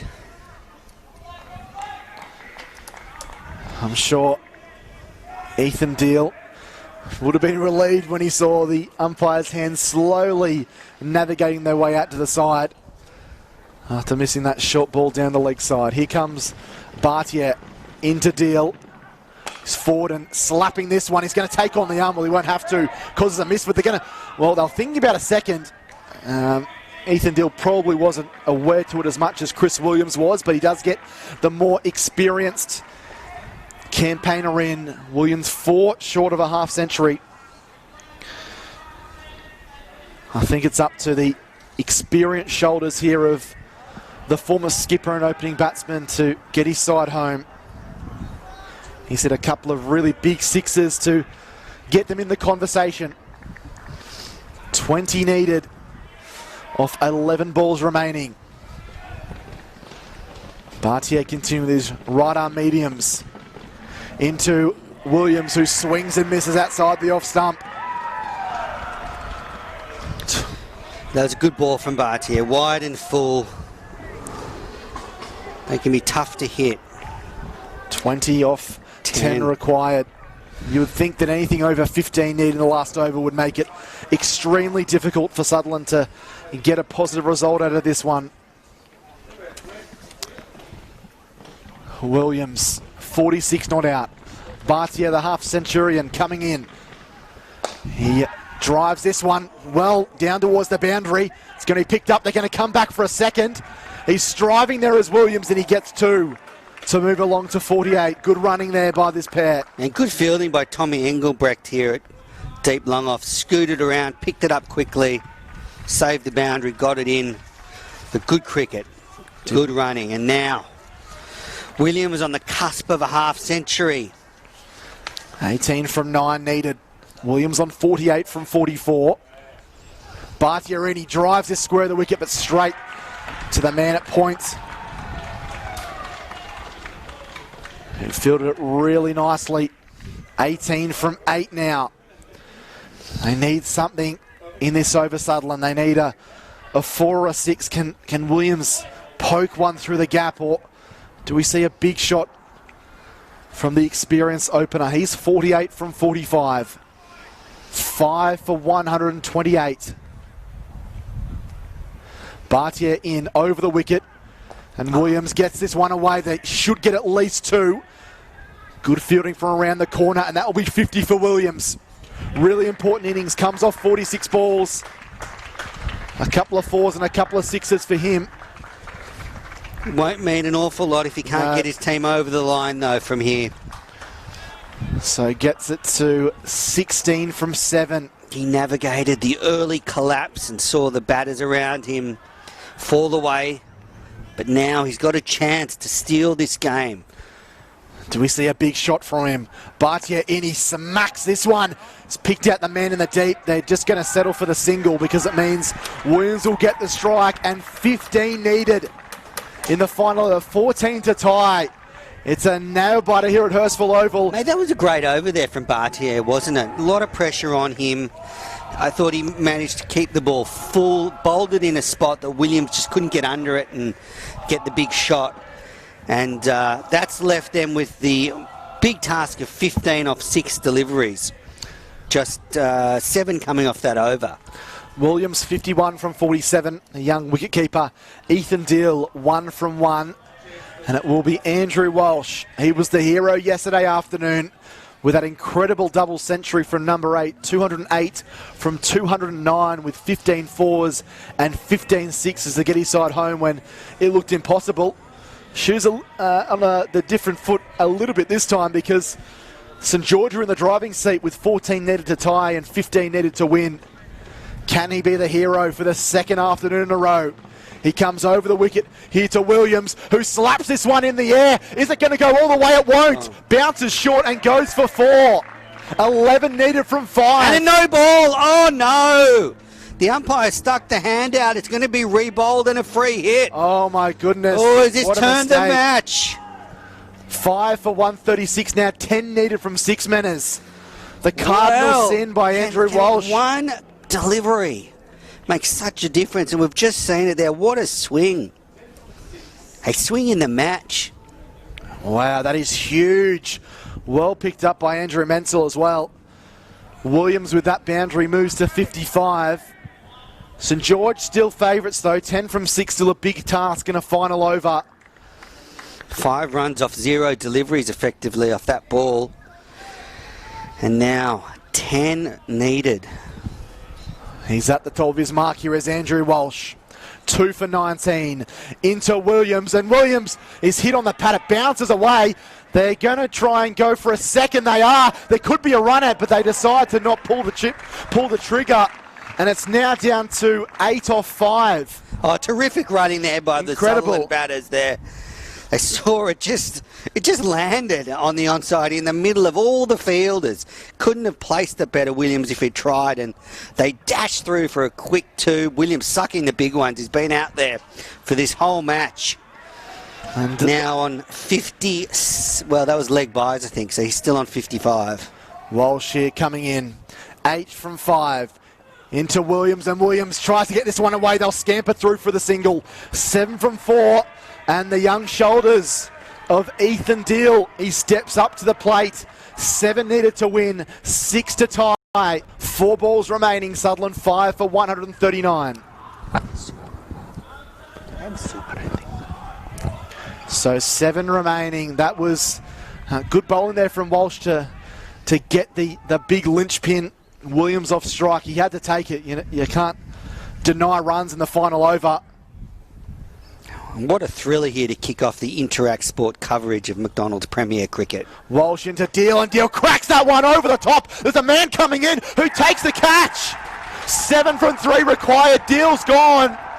Yeah, the only thing about that dismissal is it does get Williams back on strike.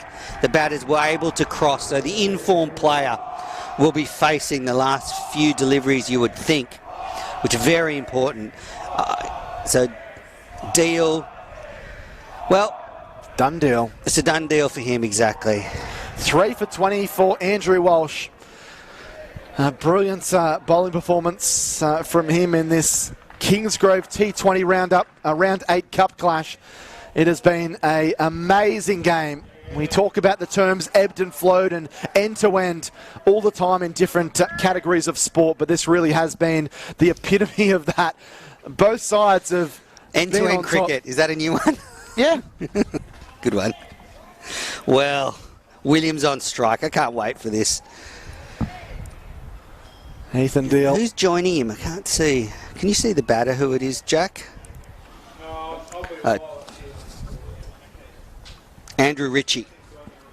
So he'll be at the non-striker's end.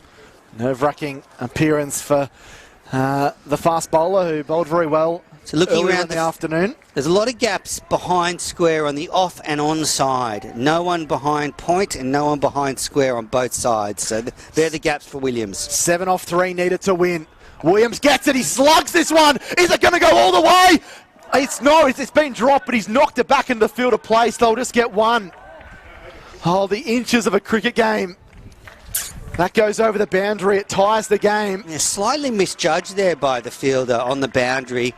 Obviously, the rope just behind him. He jumped, but he probably didn't need to jump quite as high and drop the catch. He saved runs there. 6 from 2, I think. Advantage firmly with St George now.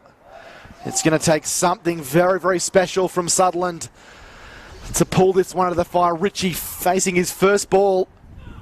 And he crunches that one away. They might try and look for 2 here. They're going to come back. Oh, they got tangled up there in the outfield. A bit of a collision. So 4 to win off the final ball. It's Michael Bevan stakes at the SCG here. 3 to tie. I was there that night. One of the great moments in Australian cricket. What can Ritchie do here? Williams at the non-striker's end. Probably frustrating for him. He must have thought there, does he just take 1 on that delivery and face the last ball? But then I think you've got to hit a 6 to win the game. And then you're 4 to tie. Yeah. But anyway, Ritchie, last ball. What can he do? It's a big moment here. You probably can't run a 3 on the size of Hurstville Oval. 4 wins it, 3 ties it.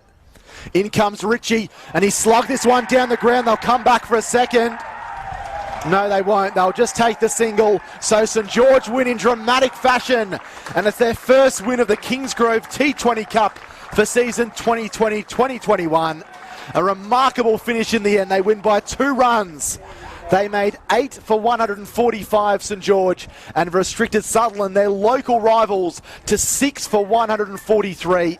Mainly on the strength of that man there, Andrew Walsh, 3 for 24 from 4. Excellent bowling by him. He was superb, as was Tom Engelbrecht with his leg spinners. But I guess the day certainly belonged to Luke Bartier earlier in the afternoon. 67 from just 41 deliveries, which laid the platform for St George's 145. We wondered whether it would be enough, Andrew Menzel. In the end, it was enough, just as St George hang on for their first win, an enthralling 2-run win here at Hurstville Oval. Yeah, what a thriller. I hope you've all enjoyed the coverage from Hurstville Oval. St George winning by 2 runs. The top score for the Sutherland innings was Williams, who remained not out, 57 of 51 deliveries.